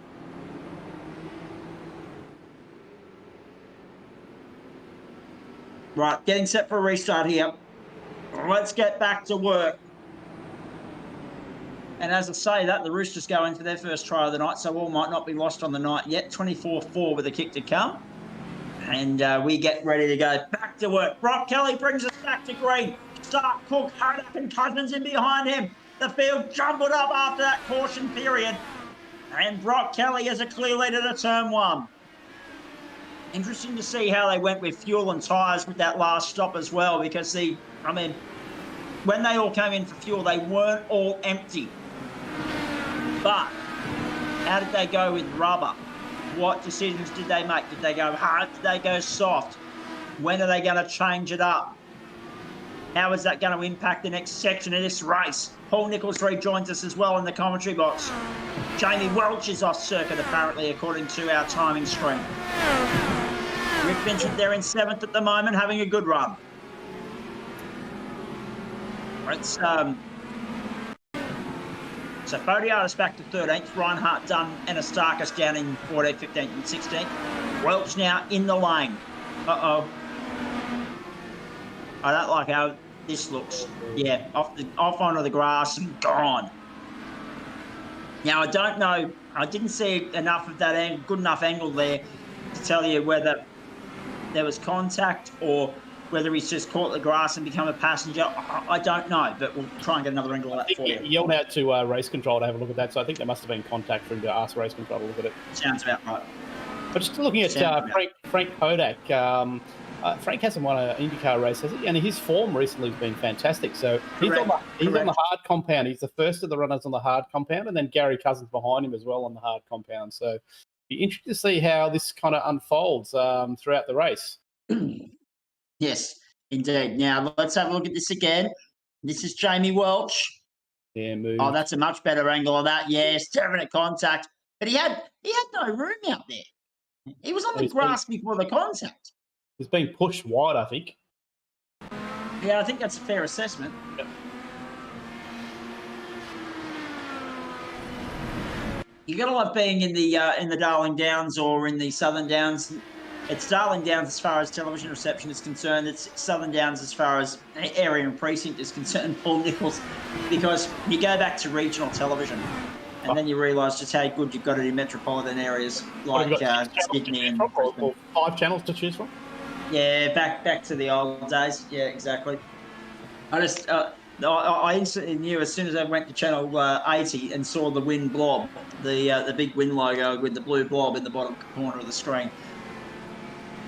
Anyway, back to the because I'm flicking through the channels here trying to find if there's anything other than AFL and NRL, just so that I'm making sure I'm covering all the bases, and there's not, so that's good news. Up on the inside, Jackson Rayhana through on Gary Cousins and up to P5. So Summit Sim Sport runs 2, 3 and 5 at the moment. Brock Kelly, Frank Hodak, 1st and 4th. Neither have got a win in the series yet. But Stark, Cook and Rayhana do. Cousins doesn't. Robinson doesn't. Dench does not either. Ravis and Fodiatis do, but they've got big work to do to try and salvage what's been a disappointing start of the night for both of them. Plenty of time, though, when you think you've got plenty of time for Nico Pop and Adam to come back through the field, and they've got the skill to do it. Also, I think Nick would probably go into fuel-saving mode now and try and maybe miss a pit stop at some stage. So let's keep an eye on Nico as well and Adam. Yeah, we've had Rick Vincent's just dropped out as well. I'd say he's had some internet issues there by the looks of things. Yeah. So Rick Vincent out of business. That'll be retirement number 1 or 2 of the evening. I think Brett Hewlett's out as well. I think he qualified. Would Rick qualify in P6? So Rick was 6th, yeah. finished qualifying for Rick. Disappointing. He's dropped out there with internet issues. Been another case of good pace, but no reward, unfortunately.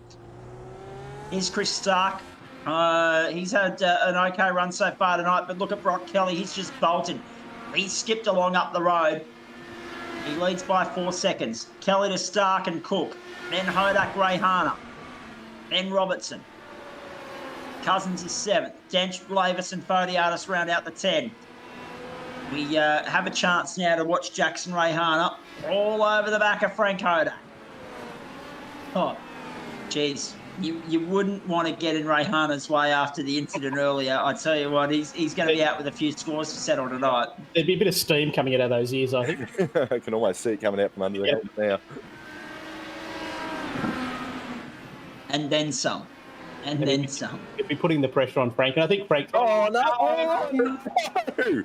No! Come together! Can't believe that! Rayhana come together! And another game-changer, championship-defining moment for Jackson Rayhana, because Fodiatis and Lavis both get through, and there's another spinner there as well. Oh, there's carnage at Barber.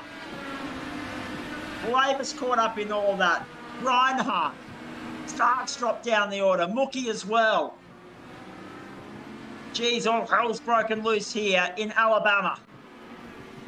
All Brockman. Birmingham, Alabama always throws up some carnage. Caution. Wow. And there's a second caution thrown.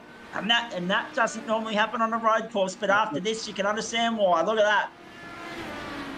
I'll get another angle of it for you, ladies and gentlemen, but Fodiatis got through okay. Here comes Rayhana limping back around. Oh, okay, now he's parked in the middle of the road for a second time. So that drops into 11th. The start goes through to 10th. Yeah, caution thrown. Reinhardt's in the lane. Julian Mookie, Jamie Walter in the lane. Adam Lavis is in the lane. Rayhana's crabbing towards the lane. And Chris Stark's actually gone around all by himself just prior to that incident with Rayhana. So not sure if maybe over Discord or something. He's heard something, and they've come unstuck. But I guess what are they doing passing under yellow as well? Very good point. Well, the other thing to consider as well is that's a couple of spins and a few off tracks and bits and pieces that we've seen from Jackson. So how is this is another thing too, Chris, because this is he could be going into the pit lane and repairing this car now, but he's going around and there should be a mechanical flag on him. I hate to say it because I like Jackson and I like his racing style, but he's going around and it's becoming a nuisance because he's sliding and spinning through corners, and it's becoming an obstacle in which other cars are trying to avoid. Yeah, I mean, he'll have a meatball on the screen there, but so we've got 3 laps to serve it though. Exactly right. You get a couple of laps, so it's I guess he's playing the rules. He's not doing anything wrong as such, but I mean, if he has another spin and takes out another competitor, there might be some questions asked of running that strategy. I think there was a comment on Racecom there asking why he's still circulating. So I think Race Control will have a look at it, and there may be a post-race incident that they'll look at. Oh, what drama we've had here, and we're only on lap 19. And forget about the laps. We're not going to get to 52 tonight, folks. I've conceded defeat on that very early. Spin again. And I don't like conceding defeat on the time certain factor. You boys know that, but there's no way with the second caution here we are getting to 52 tonight. Cook, Robinson, Cousins, Dench, Rice, Fodiatis, done, all in. So too Anastakis, Stark, and then Rayhana will be limping back to the lane, and he will go in as well. But notably, Hodak's back out on the racetrack. Notably, Kelly has not gone in. Correct. And that's something he may regret. He's got the track position, but he also went out on the red tyre for that session as well, or for that stint from the first safety car. So, the other guys are going to have juice on board. They're going to have a new set of boots, and it's only himself. And is that Julian Mookie maybe behind him by the livery? Probably not quite probably not the best call I'd be saying from here, but still a long way to go. We're still only just over half race distance, so plenty more to happen. And who knows, we might end up with a third safety car.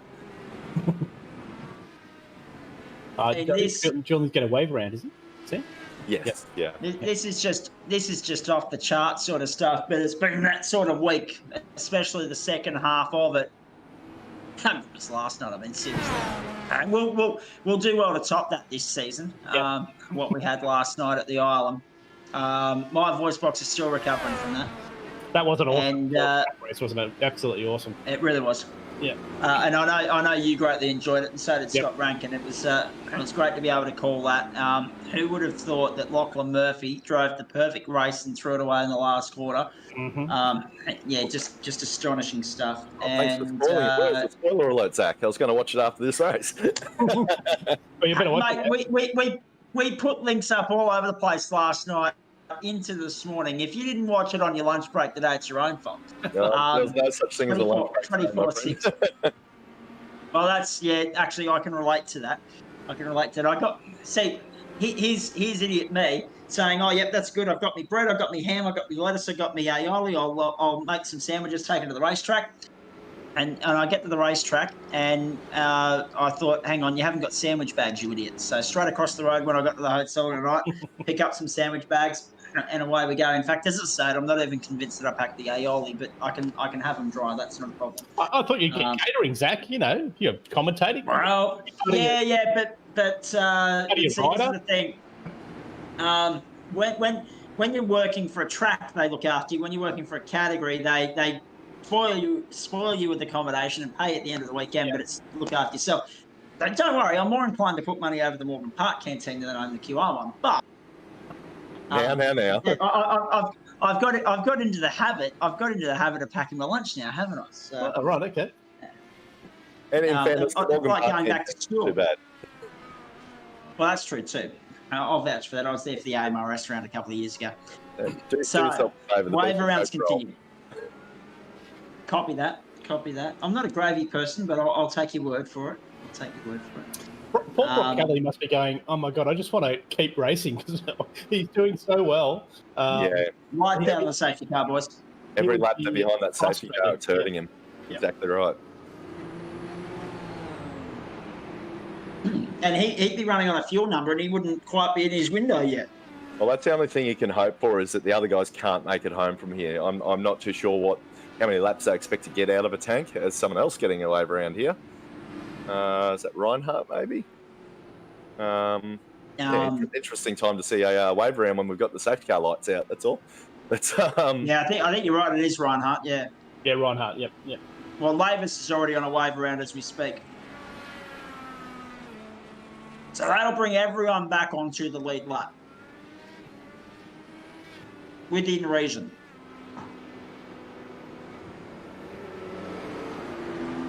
So here we go. So what happens from here, boys? Are we game enough to even try and predict it? No. Not pace. I mean, I'd love for Brock just to keep going. He's got the pace at the moment, but he's run two sets of the soft compound, so he's got to go to the hard. So it'll be interesting to see behind what people are doing. I mean, Angus Cook is now in P2. Is that correct? Yes, correct. Yep. So wow, he's going on the hard tyre. On the hard compound. So wow, it'll all be fuel and tyre strategy from now on. What have they got left? They've got just under half an hour to go. Zach, you're the mathematician, mate. So how many laps have we got there? And then what's our range? So half an hour, you say? Oh no, we've got just under. Laps time. Yeah. Yep. So just under. Just under half an hour. Okay, so you're looking at 20, maybe 22 laps, 23 laps. Which to me sounds 70 like seconds a lap. Well, that's right, correct. Yeah. So there's definitely another pit stop at play here. Whether it's another 2 or not, well, for Brock Kelly, it looks like it's definitely going to be. He bolts. He's gone. Forget about it. Cook tries to go with him.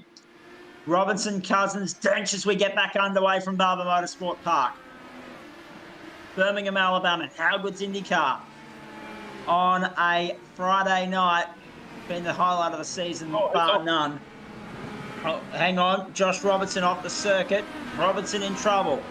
Lap 22, 33 minutes in the books. Well, actually, yeah, so that's going to give us 31 minutes. And if we go green all the way, boys, you'll get more than 22 in. So you'll be closer to maybe 25, 26 maybe, if you push your luck. Given that there's 70-second laps, so give it 26 minutes and then take 10 seconds for every subsequent. So 26, 32. You might even squeeze 27 out of it. No, actually, no, it will be 26. There you go, 26. Maybe 25 with pit stops, but it's in that ballpark, okay? That's as best I can do for you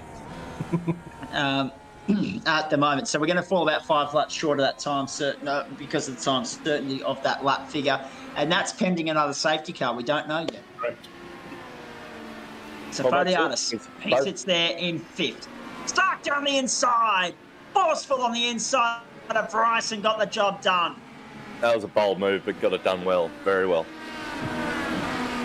That's the other thing we've got to consider is that the 2 safety cars we've had so far, unless it's an extreme coincidence that we had cars crashed at the same time the safety car comes out, we possibly haven't had our competition caution yet. Yeah, that's very, very true. Could you imagine that? Wow. So Dench and Welch. Here we go. Sorry, Welch. Where did I get? Dench was the other race. And this is Welch you're watching on screen there, trying to read 2 screens at once. Dench is further up the road. Welch is 9th, Dench is 4th. Kelly, Cook, Cousins, Dench and Fodiatis, the top 5. You're watching the battle for the minor placings. Welch chasing Rayhana. I didn't think I'd be saying Rayhana in 8th tonight, but then again, Adam Lavis is buried in 12th. Game-changing round for so many of these contenders right here, right now. Yeah, absolutely. I mean, depending if there is another safety car, I mean, Jackson still can come back. Look at Nick's performance; he's up into P5. So exactly. First incident before the first safety car, so he's fought his way back up there. You never know. You wouldn't. I mean, if anyone on the lead lap has still got a chance. To be fair, though, Nick's only been caught up in 1 incident. Rayhana's been caught up in 2, so that's the difference in track position at the moment. 24 of 52. Forget about the 52. This is a time certain 65 minutes tonight because we had 2 safety cars. The races are so tightly wound in terms of how they're structured that if you get a second safety car, you just forget about it.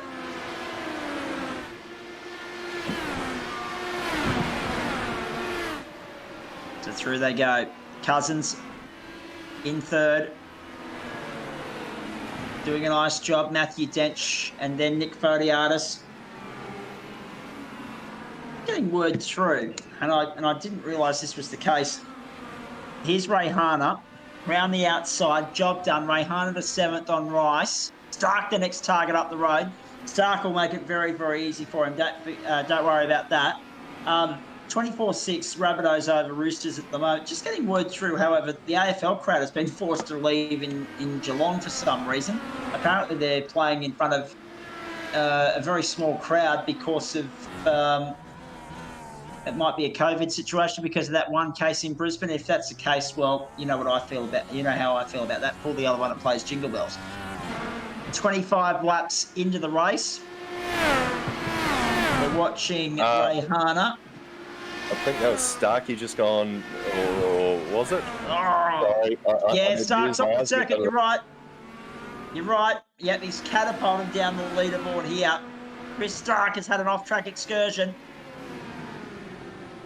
Oh, geez, he did well to pull that up. That was close. But you know what that does do, he almost got into the back at Fodiatis. And what that does do is now puts Jackson right behind Nick. Yep. A couple of seconds down the road, but he's right there. You are right. The next target is Nick Fodiatis. So will those two come to blows again for the 4th time in a week? We'll wait and see. You're not wrong. They are amassing a very impressive rivalry at the moment, that pair, and they're good mates off the track. It's not the Senna Prost sort of stuff. They're not teammates. It's more like Schumacher Hill or Schumacher Villeneuve at this point in time to draw a comparison. In fact, I probably need a better IndyCar comparison, if I'm honest, from the old Champ Car days. So Dench there in fourth.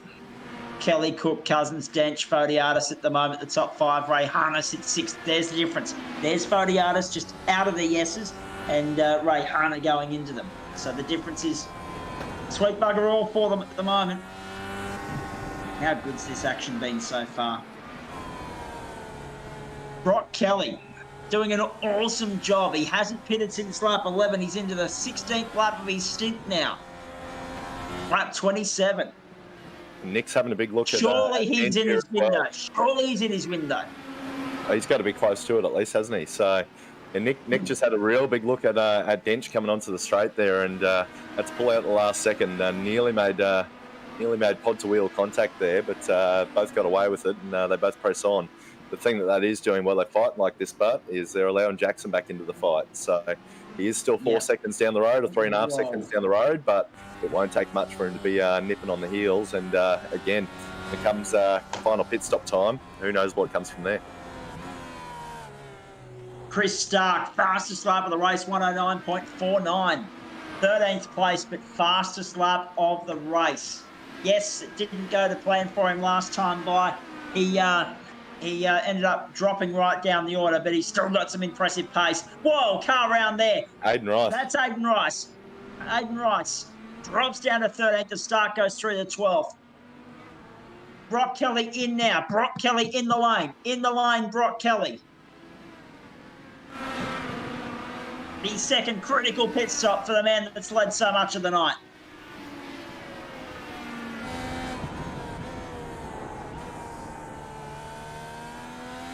We've got 20 minutes left. Can you get home? Yeah, That's an interesting question, Nico. It's an interesting question. Now, that Aiden Rice incident, there was actually a little bit of assistance coming through the hairpin there from Josh Robertson. Just went a little bit too deep and just tagged the gearbox and sent him around. 24 minutes. If he gets a safety car, I reckon he's right. I reckon Brock Kelly will be okay. If he doesn't, it'll be a splash and dash. But don't worry, everyone else has got to come in one more time as well. He's got the lap time on him as well. He's, I guess, effectively still got that 4 second gap, even though he's now going to be slightly buried. So it's going to come down to exactly how hard it is to get past some of these other cars. But with the fresher tyre, hopefully find himself some clear track and then be able to conserve a bit of juice pretty easily. If not, hey, tuck him behind one of these fellows in front. It'll be very easy to save some fuel. Oh, okay. Righto. Just clarifying what I've said there earlier, ladies and gentlemen. Because of one COVID case in Brisbane today, anyone that was attending the game at GMHBA Stadium in Geelong tonight, the Geelong-Brisbane clash, Brisbane trailing by 14 points, incidentally, anyone who arrived in Victoria from Queensland since the 12th, March 12th, so that's March 12th. 2 weeks ago, for Christ's sake. 12. March 12th. That's what it says on the billboard that's gone out on the Geelong ground screen tonight. I've just got the memo through. Must immediately leave the venue, isolate, and get a test.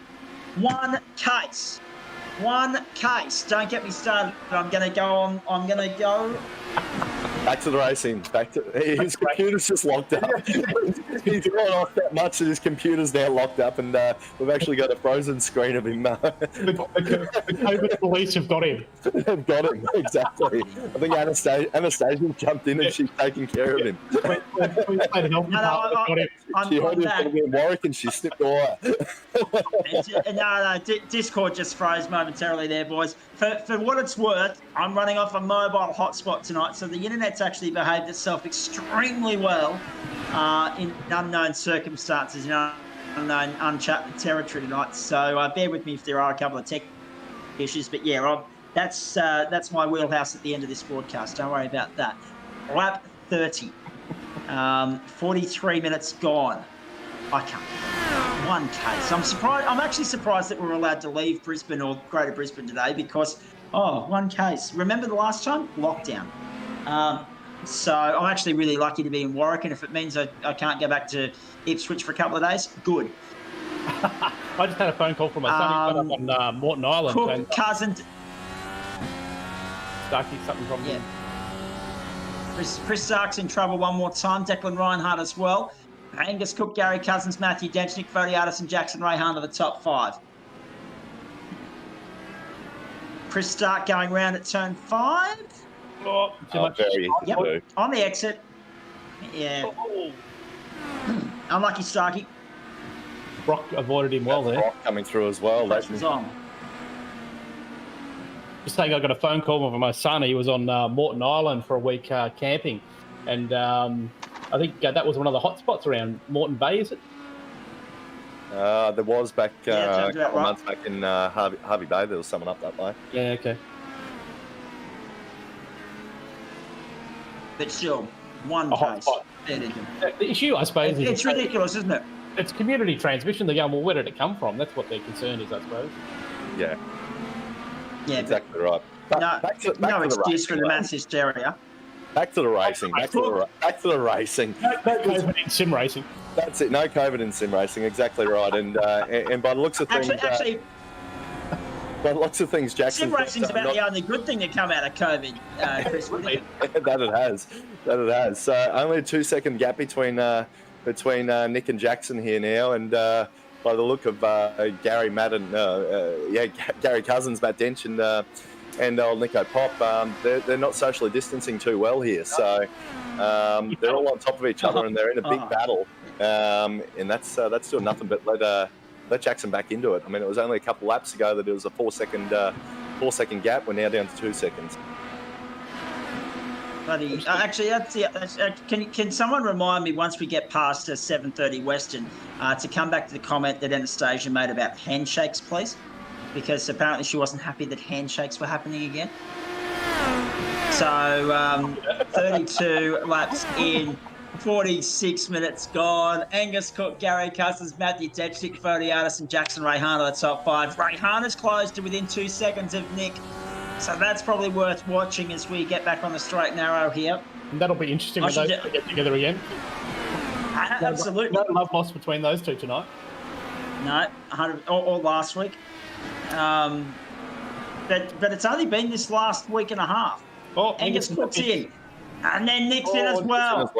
And that was deep. That was deep. Very close down to the wall. And Gary actually nearly hit the wall, I think, trying to avoid those guys going to the pit lane. So I think Angus is on the hard compound. He's going to change, you see, to go to the softer, say, to finish the race. And Jackson in as well. And look at the amount of ground he made up on Nick. So this is huge right here, right now, because we've got 3 critical contenders of this championship all in the lane. Shocker of a night at the office for Adam Lavis. He's buried in 10. Oh, and on pit exit, it is close. Very, very close. And Nick's jumped in. Okay, let's have a look. Yeah, Nick's got through on Angus. Nick's jumped Cook. Critical point of the race here. 47 minutes into the 65. Lap 33. Rayhana buried there in 7th behind Jamie Welch. He'll want to make light work of Welch. There's no doubt about that. And he does. Down the inside. Welch made it too easy for him in the end. He just conceded. Teammates, buddy. Teammates, yep. Put him a call on the radio. That'll make it why. That'll answer why. Although that being said, there's no colour coordination there. What's going on? Come on, Jamie. Hey, Dench and Cousins in the lane as well, boys. Dench and Cousins in the lane. I'm just keeping an eye on Brock Kelly. So if he can get home, he's in a very good position. Indeed, he is. So Dench and Cousins coming out. Kelly continues to lead this race. He claims the lead back. And the interesting thing is, 16 laps, but 4 or 5 of those were under caution, Nico. Can he get home? So, can he get home? Can he get... I don't think so. I think there's another splash and dash in it. For Brock Kelly. Does he get lucky with another caution? In fact, does the field get lucky with another caution? We wait and see. Well, and how do the caution rules apply if there is one to come as well? Because it's not supposed to be in the last 10 laps, but being that we're going to go time certain, does that still apply or does that not apply? Correct, 100%. Well I would pointed out, say Chris Whittaker. we're not going to have another yellow. I would seriously think that Nico's rules are, nothing within the last 10. So I don't think we'll have... That being said, 16 minutes to go. So we're not quite at that 10 to go mark. We're not quite there. 10 laps will get you 10 by 70, so 700 seconds. So you're going to get 11 minutes, 40 seconds.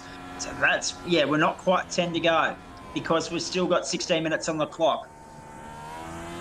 So watch the next 4 minutes very closely, folks. Once we get to that 11 minutes, 40 to go mark, there's your 10 laps. 1:09.27. Fastest lap of the race for Brock Kelly. Something tells me he's not saving fuel, Zach. No. Something tells me he's going for it tonight. He's absolutely going for it. 9.5 second lead. Got to applaud that. Yeah, I hope this isn't a bad call. That's a monstrous gap. There's so much opportunity to save fuel there. So he's either going for it to try and get a pit stop advantage and be able to splash and dash and go, but he's not going to have enough. Yeah. Or he's got enough fuel and he's going, well, I'm just going to go for it. Yeah, or maybe he's already saved the fuel. Maybe he saved the fuel those first couple laps out of the pits when he was sort of buried in the pack. That's possible. 35 laps in. Brock Kelly, a man that hasn't yet won a race in the IndyCar Series yet this season. Followed by Cook and Fodiatis in the reverse order. Fodiatis is second, Cook is third. Only a second between that pair. And we know that Nick hasn't won a race yet either. So first and second, two blokes yet to win a race in this IndyCar Series. The night where our attention has swayed slightly away from the IndyCar Series for a little bit of complete and utter rubbish out of Victoria, but we'll deal with that again a little bit later on with a one-finger approach, I might admit. I'm going for first, he says. Oh, no. Exactly. Oh, no. Who's that? Robinson and Declan Reinhardt have come together. Dench has gone off the circuit as well, and Ray Hahn has gone through to fifth. Welch off the circuit now as well. Here's Robinson trying to reach. Oh. Hit the grass. No. Lost control. Really unfortunate. Really unfortunate for poor old Reinhardt. Yeah. Nowhere to go. His life just flashed before his eyes. And Cookie looks like he's hunting Nico Pop down here as well. Yeah, only half a second between them. Cook is on a mission. On the back of him, he was 1.2 last lap. They're both on the same. They're both on the red tyres as well. By looking at that, are they not? I don't think they actually took tyres in that last stop, mate. I didn't see Nick's car lift up in the air. Interesting time to be watching this race. There's no doubt about that. He got Angus in the pit, I'd say, by not changing, and maybe Angus has got the correct rubber. That'll make sense why. How is Cookie going to respond? Robinson, Welch, Dunn, Stark, all the way. He's not no contact there. Wow. Well done, Angus, for not. Now Angus Cook goes straight on by. Yep. So Cook goes through. He gets a free pass to second. But the margin for Kelly is 15 seconds. That's not enough for Kelly to come and fuel up and get going again. That's important to note. So Cook's in the position now to become the first driver, if maths serve me correctly, to win on a road course as well as an oval this season. And that's just going from bad to worse for Nick. Yeah. Just needs to calm down and get back in his groove here. I think he's going to struggle with that. Angus Cook's just called caution over there's a car off on the side there. Ah, right. It looks like he's going to the pit. So no caution. Did Cook just jump in the pit? No. Oh, did he? Yes. Oh, yes, he did. Cook's in. You're right. Wow. I don't know why, but Cook's in. Maybe he's had some damage from that incident. I'll go back and have a look. He might have just taken, or it's fuel. Maybe it's a splash and dash. Maybe it's a splash and dash to top him up to 65 minutes. In saying that, he was pretty happy. What a time to be alive. Angus was pretty happy with his ability to save fuel last week, so if everyone else can make it on fuel and he can't, well, there's something going on. No, it's just gone straight in the pitch, no damage, no incident, so...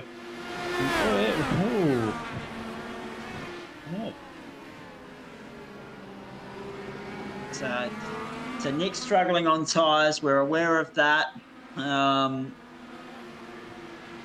He's got Gary Cousins and is that Jackson Ray Harnaber right behind him there as well. So this is about to get really interesting. There's no doubt about that. There's a championship on the line here in the play for. And how the we wait and see how all this is going to play out.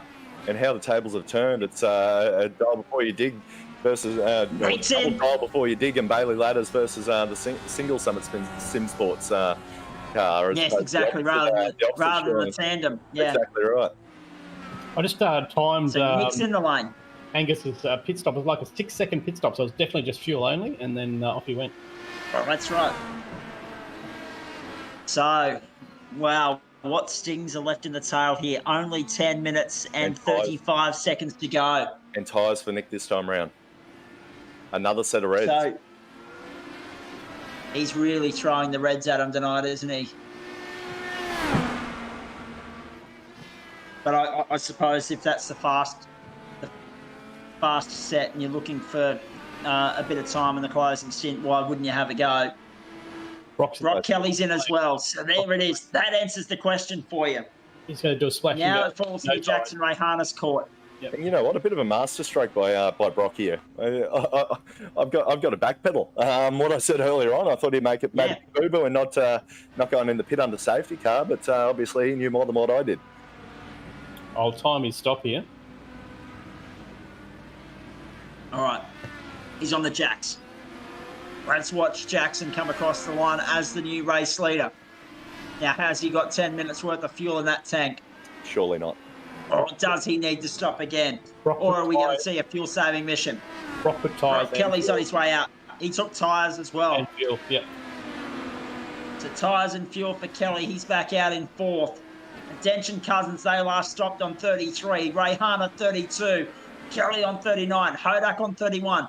37 for Cook. 38 for Fodiatis and Lavis. 33 for Mookie. 37 for Rice. So Mookie's due, probably based on all those numbers. Fascinating end to this race. Fascinating end to the penultimate week of the season. And this is the thing. But the oval races tend to get a little bit lackluster, boys, but the road races have been exceptional. Yeah, absolutely. From first until last, from go to away, they've been just top shelf. Absolutely. I think the street circuits or the road circuits are what we love in Australia. I mean, oval racing, it's okay, but I think we love circuit racing, street racing. And I'm also not going to lie. When Nick said earlier on that we're in Birmingham, Alabama, I've actually been to Birmingham, Alabama, and didn't even realise that Barber Motorsport Park was there. So, American trip, we went to Talladega, which is about 40 minutes down the road from Birmingham. Yep. So it is one of the hidden treasures. Yeah, I wouldn't call it treasures of world motorsports. Chris Whittaker, get yourself there. Interesting piece of real estate there. Yeah, well, I mean, where would you rather be? Birmingham, Alabama, or Willowbank? Take your pick. Birmingham it is. Jackson Rayhana's just put in his best lap of the race, 109.38. That is Rayhana's best of the night thus far. It's not the fastest lap of the race just yet, or is it? I think just having a look down the line. No, 109.27. Yep. 109.27 for Brock Kelly. So he's only a tenth away from that fastest lap of the night. Just quickly, too, Geelong lead Brisbane by about 21 points at three-quarter time in the AFL. In the NRL, the Rabbitohs lead the Roosters by 24 points to 10. So it looks like the Roosters' start of the season is about to go down lane down south, if you pardon the pun. So south in fine form there at the moment, 14 points up, and with only 5 minutes on the clock, it looks like game, set, and match. Brock Kelly continues in fourth place. Dench is up the roads, so too Cousins and Jackson Rayhana. But based on the numbers we saw from Jackson Rayhana last time by, there's no fuel saving going on there. It's an out-and-out sprint to the line. Lap 42, 58 minutes, 10 seconds gone, 7 minutes to go here at Barber Motorsport Park. We are not going to get to that 52 mark, which is really disappointing, actually. Let's be honest. We won't mince words here. That is just really disappointing. I'm Next happy to be here with week, you. however, Indianapolis, join us for that. Of course you are. Happy to be here with you, mate. Just happy to go fishing and reel it. I know what you're up to, mate. I know your game. That's the Rex Hunt special. Boating, camping, fishing. I can think of other. I can think. Oh, Probably a good time for Zach's microphone to play up there and his internet to drop out. I reckon I was just about to get a couple of interesting adjectives thrown at me. A couple of describing words, lads. so Gary's in the pits. So he's just gone too far past his pit lane and had to reverse back up. He's putting tyres on as well, so fuel and tyres for Gary. So Brock's up to P3. And Jackson pressing on as well. He's done another 9.6 that last lap, so there is no sign of fuel conserve whatsoever. No, not at all. Have you got me back now, boys? We do. Yep, we do. Yeah. Oh, don't be like that. No. I was going to say, BCF, right, on the subject of you going fishing and reeling it in. BCF. I can think of other words that start with BC and F that we won't get to right now. But when the Western Australian audience is past 7:30, we might get there. Because that's what I think about the time certain factor, as you all know. Not least that, COVID and a few other things too, daylight saving. 43 laps gone here. We are on 5 minutes to go. We hit the 60-minute mark there. And that is going to get us 5 more laps of racing from Barber Motorsport Park, including the one they are on now. Jackson Rayhana, a quarter of the way through his 44th lap. Is there enough fuel in that tank? Can he get... Definitely fuel saving. I'm on board with him at the moment. He's definitely fuel saving. Short shifting. Well, he needs to, but he's maintaining his race pace. 109.7. Somehow he's maintaining his pace, and I'm not quite sure what's going on here. Well, maybe it's not as close as what we thought. Perhaps he may have had a big fuel conserve at the start of the stint again while we weren't watching him, and he was sort of half buried. Maybe straight out of the pit he saved a bit of juice in preparation for what we're up against here. So, Rayhana, Dench, and Kelly. Oh, what about this though? This is just... Oh, there he is. He's in now. Rayhana is in now. On lap 44. And that all of a sudden means that this is the battle for the lead. And it's Matthew Dench and Brock Kelly. Dench also will be low on fuel. Adam Lavis is gone. No. Adam Lavis, one of the championship contenders. Done in Birmingham. No good. Oh, wow. Frank Hodak might have been involved in that, I'd say, accidentally. And he was in trouble early in the night, and it hasn't got any better for him. He went down the inside, did it. Hodak's shut the door there, I think. Oh, I don't think Adam was far enough up, actually. I just don't think he saw it. Well, that too. Yeah. Couple of different factors to consider there. It just ends a frustrating night at the office for one of the men that was a championship contender, not anymore. And look where Jackson pops out. And look where Brock Kelly pops out. And look where Jackson pops out. And look where Angus popped out. Both the artists, Rayhana and Cook, to the teammates gang up on Nick. Nick's third at the moment and on the lead lap. He'd be happy about that. Yellow flag? No. Yellow flag? Yellow. Have we got a caution? Yes. Yep. Surely not. They've just thrown a caution. Are you actually kidding me? No, we're not only time certain, we're finishing under yellow. I gave up my Friday night in Warwick for this. Are you kidding me? In Warwick. Hey, you're in the palace room. Not that Bumble or Tinder does anything in Ipswich. It's probably not going to do anything in Warwick, but I haven't even had a chance to swipe yet. I don't know that you want to be swiping too much out that way. You're in with a couple of farm animals. Yeah, true. With a bar here and an oink oink there. Brock Kelly, Matthew Dench, and Nick Vodiatis, the top three here. Can we just celebrate the fact that when we do finish under caution, well, Vodiatis is going to get his revenge on Rayhana anyway, so he's going to be happy. And Brock Kelly is going to become the 6th different race winner of this IndyCar series. How about that? And well picked by both Paul Nichols and Chris Whitaker. It was observed early that he was on to something tonight. Absolutely, and well deserved. he's about to reap the reward. Yeah. I'm wondering if this is just an accidental click from race control or something, because Yeah, it wouldn't surprise even if we're going full length, that's still 7 to go, or 8 to go when it was thrown. So it's inside what the rules are, I guess. So it's That's right. fairly big boo-boo by someone, I'd suggest. But I feel there'll be some hostility towards this. yeah, there's already is comments in- galore coming up on the in the chat there. So There's a WTF. That stands for. I won't say that. but, Wednesday, Friday. I think that's where's the field? That's what it's called. Thursday, Where's the Friday. field? Why aren't they bunting up? Oh wow. Just like how Zach was going for first earlier on. Yes, correct. Yeah, we're not WA time yet, but And I wasn't on camera. I was. You two can see me at the moment because I've still got my camera on for post race, but I was not on the camera on the screen of the broadcast at the time, and you're very lucky about that. So am I. Roosters going to get a consolation try, and that's about all it is. It's 26-14 with the kick to come, and full time has been blown. Full time's about to be blown here in what is an anticlimactic IndyCar race. Round 9 of the championship, and it's going to herald its 6th different winner of the season. But there's going to be a lot of talk about this one as we go forward here. It's just gone 10 o'clock Eastern Daylight Time. Stick around, post-race show coming up. Where no doubt. Oh, hang on. Oh, what's going on here? wavering. What's going on here? Oh, They're getting waiver rounds, and we're about to go time critical. Yeah, correct. Okay. I thought he had run out of fuel or something. Oh no, what's happened? I think race control think there's still 6 laps to go because they're looking at the 52, but no.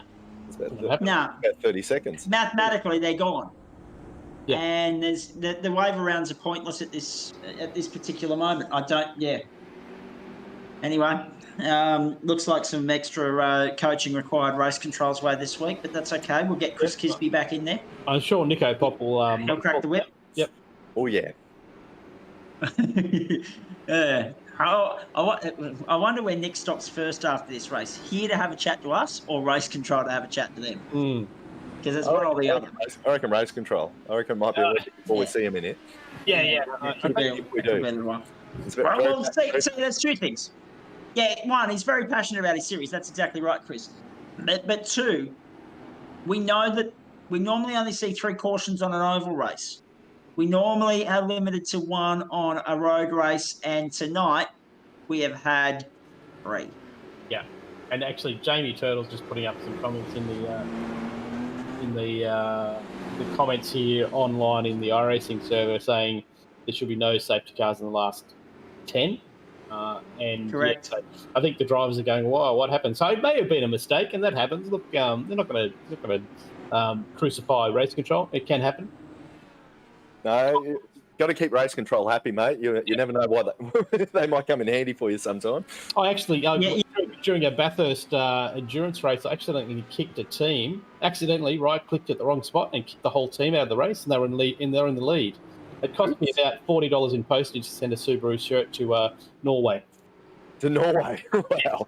Norway. Yep. Of all the teams, pick one on the other side of the world, didn't Correct, it? Yeah. And that's like, I mean, don't get us wrong. Race control do a fantastic job, and we won't sit here and crucify them because we've got the easy part essentially. But yeah, there will be some questions asked and answered, no doubt. Analysis. Postmortems. Yeah, correct, exactly. We don't envy them. Yeah, exactly. I'm not sure whether we'll get the white flag or the checkered flag this time, by boys. Let's wait and see as they make their way across the line. Whatever the case, Brock Kelly is going to join the winners list in the IndyCar series. That's checkers the way he's driving there. Big swerves. And Podiatis is going to go second. Jackson Ray Harnett a third, and Angus Cook fourth. So in the end of all of that, it was Matthew Dench that dropped down the order. So Brock Kelly, 6th different winner of the season. Very nicely done. And now he can... he almost crashed through the field on the slowdown lap, but now we can go and find somewhere to celebrate and light it up. And rightly so. Great strategy, great play. 3 pit stops to everybody else's 4. Read the clock perfectly. And, yeah, I mean, yes, you can say all you like about the the time certain factor. You can say all you like about the extra safety cars. We know there's only normally meant to be one on a road course race, so that'll have caught a few people off guard tonight. But what you can say is this: Brock Kelly is a worthy winner. You can't take that away from him. Absolutely. Yeah, he's awesome racing. I mean, he led from pillar to post, really. A couple of incidents behind him, but cracking race from, I think Brock kind of showed his skill tonight. So well done. Our first time winner in the series. So excellent race. Angus Cook, stand by. I can see you there. We'll get to you in just a moment. Don't worry about that. If you're just joining us, we're live from Warwick this evening from the Criterion Hotel, where I'm yet to receive a noise complaint, so I've obviously not tried hard enough. I'm not going to lie, I was going to call through to reception earlier on and see if they could come back on the door. I was going to call reception and send Zach some room service. Why didn't we think of that earlier? We should have. That would be good for some bowl of chips or something. There you go. Complain about your KFC chips being cold earlier. Here's some hot ones. Yeah, the only thing I don't have in this room is a bloody microwave. Can you believe that? But there's Brock Kelly lighting it up on the main straight and rightly so. Congratulations to him. A fantastic performance. We'll get all the guys in here for a chat in just a moment. We'll get the results on your screen as soon as Brock Kelly's finished doing his doughies here. In fact, there they are now. So watch Kelly in the background and have a look at the results on your screen.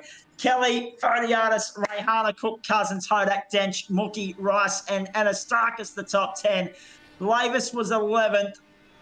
3 laps down, and then a long list of retirements. Dunn, Robertson, Welch, Stark, Reinhardt, Vincent, and Hewlett. Extraordinary. We've lost Paul Nichols. We'll get to him shortly. We'll get back to him shortly, rather. Chris Whittaker, it's a bit hard to know where to start analysing all of that because, again, it was a bit anticlimactic. But, I mean, 3 of the championship contenders right where you expect them to be. Difficult night at the office for Adam Lavis, but he'd had a faultless season up until that point, and Brock Kelly proves that his versatility is serving him well as well. Exactly right. You can't take anything away from Brock. Like he was he definitely had the pace on the field. He had the strategy. And the restarts is just running with it and letting the other guys just battle with themselves, which it's the ultimate way to do it. Don't look in the mirrors, just eyes forward and go for it. So, full credit to him, regardless of the way it all finished. I don't think that would have changed anything for P1. 2, 3, 4, 5. Who knows? It's if I knew the answers to that, I wouldn't be sitting here chatting to you right now. That's for damn sure. So, but no, all in all, it developed through to become what would have been an epic finish. But I think we jibbed a little bit there. But these things happen. People make mistakes, and that's how you learn from your mistake. That makes more impact than the actual mistake itself. All right, let's get stuck into this post-race show. Let's just rip the Band-Aid off it and get cracking. Brock Kelly, well done, my friend. 47 laps after the race started. You go from second to first. You win the race. A cracking race, a cracking strategy from you. 3 stops compared to everyone else going 4, 5, 6, or 7. You read the strategy game perfectly, mate. You read that to a T. Did you know that we're running short of the 52 laps? Did you crunch the numbers before the race? What was the secret to the success tonight? Just having a good team behind me. I'd like to thank everyone at All Mile for their support during this race. They were just really in my ear telling me the numbers I need to hit, the fuel numbers, which helped heaps. And then with the 2 safety cars, it just allowed the strategy to open up because we were looking at it and we needed 2 extra laps when we had the 1 safety car. And then with the 2nd safety car, we were finally on fuel. So we knew we could stay out, which allowed us to undercut them all with that 1 less stop, which paid dividends in the end, which was a crucial part to the victory today. You finish on the safety car, mate?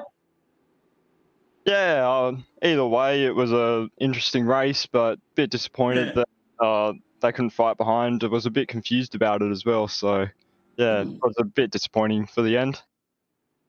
6 different winner of the season on the hottest ticket in town. The IndyCar series. You've found your sweet spot within the GSRC with this campaign, haven't you? Yeah, it was didn't expect it, which is the funny thing, which was a surprise. But yeah, really happy with how tonight went, especially with the car, which is a beast in itself. Indeed it is. Quickly, with regards to Barber Motorsport Park, obviously it agreed with you tonight, but did you like the track beforehand? No, in the past I've hated it. This is the first time I've actually raced it. So I've never been a fan of it before. The first time I tried was in the supercars, and that was a handful, but it clicked a lot better in this IndyCar with the downforce. Oh, very well done, mate. We'll get to you very shortly. Let's bring in the rest of the crew here now as well. Where do I start? Jackson Rayhana, Angus Cook, nothing separating you in the championship, essentially coming into this round. Nothing separating you going out. Excuse me. I've just had something go down the wrong tube. Is that a backfire through the inlet? No. I'll be right. I'll clear me throat once I get this question out. Jackson, I'll go to you first. That's a nice return to form after a disappointing week last week. Oh, absolutely. Good evening, Zach. Yeah, first and foremost, Brock, he made us all look a bit silly tonight. He just rocked up and been an absolute gun and taken the show, which is it's really, really cool. It's cool to see him rock up and and do that. Not good for the championship points, but yeah, look, before we go anywhere, it's Brock's night tonight, and he should own it. Indeed, he should actually. Brock, on that note, do we see you for Indianapolis next week now? That's a good question. I'll have to come back to you guys on that. I haven't really done anything there, so be interesting. Copy that. Apologies for the mishap that I had at my end just a moment ago there, folks. I'm literally eating cold KFC because it's been sitting here for 3 hours and I've slowly been nibbling away at it during the broadcast. And go to eat some popcorn chicken. It goes down the wrong tube. It happens. We've all had it happen. It's not pleasant, but anyway, we'll press on. Angus, let's bring you in. Obviously, much better return to form for Jackson after last week's shenanigans. But for you, qualifying was your Achilles heel tonight, mate. Yeah, I like to say that this season I've been really good quali, and if you look at the average quali in the standings, I've been up top of that. Had a shocker today, off track on the second lap, and kind of wasn't hooking up one lap pace. But I knew all along that I had race pace and race stints built in me, and yeah, kind of straight away that kind of showed in that first stint when I was able to make some overtakes and stuff. So yeah, it was a good race. Disappointing end, unfortunately. It happens. Race control is just a little slip of the finger, and you accidentally click the wrong button. I'm sure that's probably more than likely what would have happened. But Nick had just got past me, and we're, I reckon, on for a really good tussle there. He managed a nice move up the inside after I made a mistake. Personally, I'd like to, I'd like to see a count back, in all honesty, just to the previous lap, probably, where he got me, because I think, Denchi pitted, I think, so maybe it probably was where we were going to finish, but I don't know, it probably robbed Nick of a spot between Jacks, but we were going to have a three-way fight no matter what happened, so how it ended up is probably how it was going to end up, I would have thought, but yeah, unfortunate circumstances and something we don't like to see. No, Nick is here with us now. Mate, well done. It didn't look good in the opening stint, but you fought back, as did Jackson. We'll get to that in just a moment. To continue your run of finishing on the lead lap and another podium to boot. You're definitely right there at the pointy end when it matters, on a night where one of your main championship combatants unfortunately had an off night. Yeah, well, look, just to start backwards here, once again, we're running the red liveries in honor of Jared Van Manen, so dedicate that to him. Working backwards, that robbed us of a really good finish because it was going to be a three-way fight to the end. Managed to squeeze past Angus in some impossible way. I don't know how I did it, but I did it. And then it was going to be me, myself, Jackson, and Angus to the end. And all of a sudden, the yellow comes out. So very disappointed about that. It shouldn't have happened. I'm going to have some words to race control. I was going to say, we actually were taking bets in here, Whitaker and I, as to whether you're going to go to race control first or commentary first. You've obviously come here first. Look, I'm going to cool out for a bit. My desktop has had a couple of hits punched into it right now. So Oh, look, it's It happens, though, Nico. it happens, but I mean, Yeah. 3 times, someone didn't read the rules. Yeah. So I'm gonna have a word to him.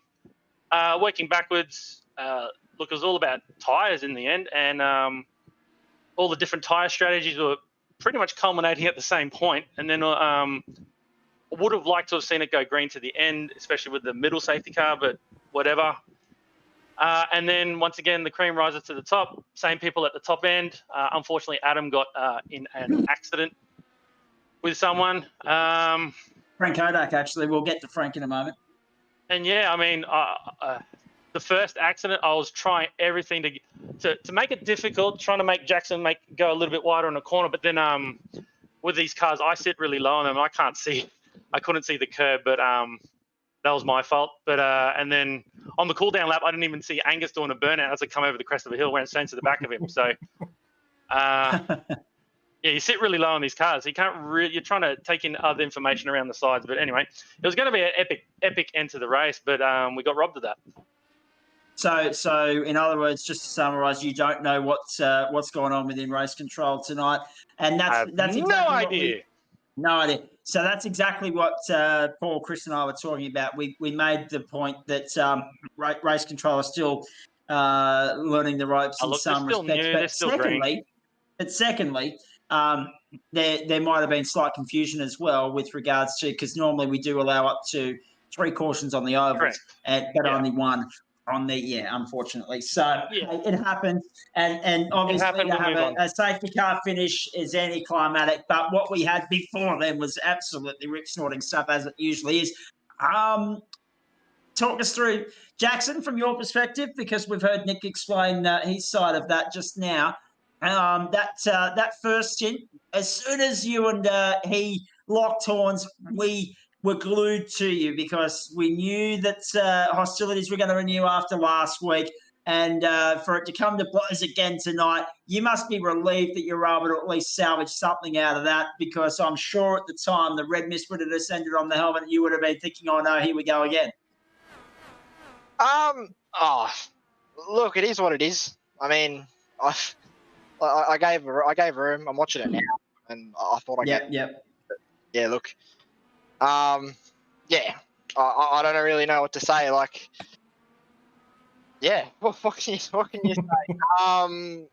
There was no penalty for it, so I mean, race control are under the pump tonight as it was, but I thought maybe a penalty would be due, but you know, there was no penalty given. So yeah, look, I mean, by my standard, I had a shocker of a night anyway. I got caught up in a few accidents, made a heap of mistakes, and had a really sloppy race. Like, and you know, it's something I've got to work on myself. Like, I've done 350 laps now of this place in the last 3 days, so really should have done better.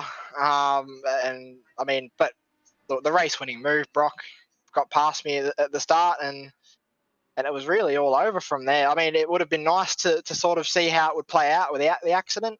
But look, you know, as I said, it is what it is. We're all alive, breathing. Correct. Let's just go to Indy next week and send it. Yep. Cannot wait for that. Nick, is it 120 laps next Friday night? 300 mile? I haven't got the list on me. Hold on, let me find out for you.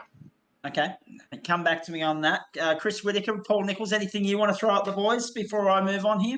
I was just going to throw out the 3 of them. Like, I mean, we all agree, not just the three drivers. I think we all agreed that we're robbed of a pretty epic finish there. And I'm just wondering if the solution to that is that we just go free for all in the gulag or something like that, and we can broadcast that now and see who actually gets that second place. We got to go Rocket League. The Summit boys have been big on that lately. So I think we'll jump in there. I reckon if anything.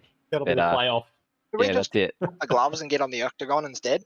You guys are up in Brisbane. You guys could both do that. I'm going to stay down here in Melbourne and go nowhere near that, though. Yeah. Bit of MMA. Bit of a weight difference between me and Jax. Angus, that's a very smart decision, my friend. Well done. Yes. Excellent stuff. And I hope you got the shout out earlier in the night too. There was popcorn chicken here. In fact, there's probably still some in there at the moment. I'll take a few pieces, thanks. Love a bit of popcorn. Where's Zach's KFC sponsorship? Oh, mate, No, he's no, not no, using the camera that many times. Surely today. that's a plug. He's getting Yeah, paid to do that absolutely. for sure. He's as bad as that me will- with Shimano. That's what's going on here. They will still be as cold as they are now. Those pieces of popcorn chicken when they reach you in Victoria, my friend. So that's okay. At least they're COVID safe. Shut up, Nico. Fair Nick. Don't get me started on that crap. Brock Kelly, Nick Podiatis, and Jackson Rayhan are the top three tonight. That's been brewing for a while. Okay, so let's go back and address the elephant in the room. You blokes won't know this because you were in the middle of concentrating on a race. I got a message from a friend saying, I'm waiting for an epic spray from you about the AFL. Right. And I said, tell me more because I haven't seen anything. What's going on? They said, well, because of that one COVID case in Brisbane today, apparently there's a second, I don't know, 2 in 5 million get lost, right? But apparently anyone that had visited Victoria from Queensland that was attending that game tonight at GMHBA Stadium, the Lions and the Cats had been forced from the ground because they need to go and isolate and get a test. 2 cases. Seriously. I mean, this is the world we live in now, and it's just beyond a joke. Anyway, Let's get back to the spray racing. for the night. It wouldn't be Let's Zach get back- without a rant, so got it out of the way. Let's get back to the racing. Let's talk about daylight saving. Oh, it's nearly Oh, no. Hey, Paul, Yeah. I've got a question. Nico's trying to get very fine line tonight. Go, Cookie. I was going to say, I want to ask Nick a question. Early, like probably I think it was 3/4 through the race, he had a loop around it, the hairpin. Was that... Sorry about that. No, that's all right. I was going to say it was a bit close. Was that the tyres going off and you trying to extend them out? Or was that just a bit too hot Rear in? brakes and trying to overdrive there. Because I had you behind me. Oh, yeah. I mean, I was trying to... Yeah.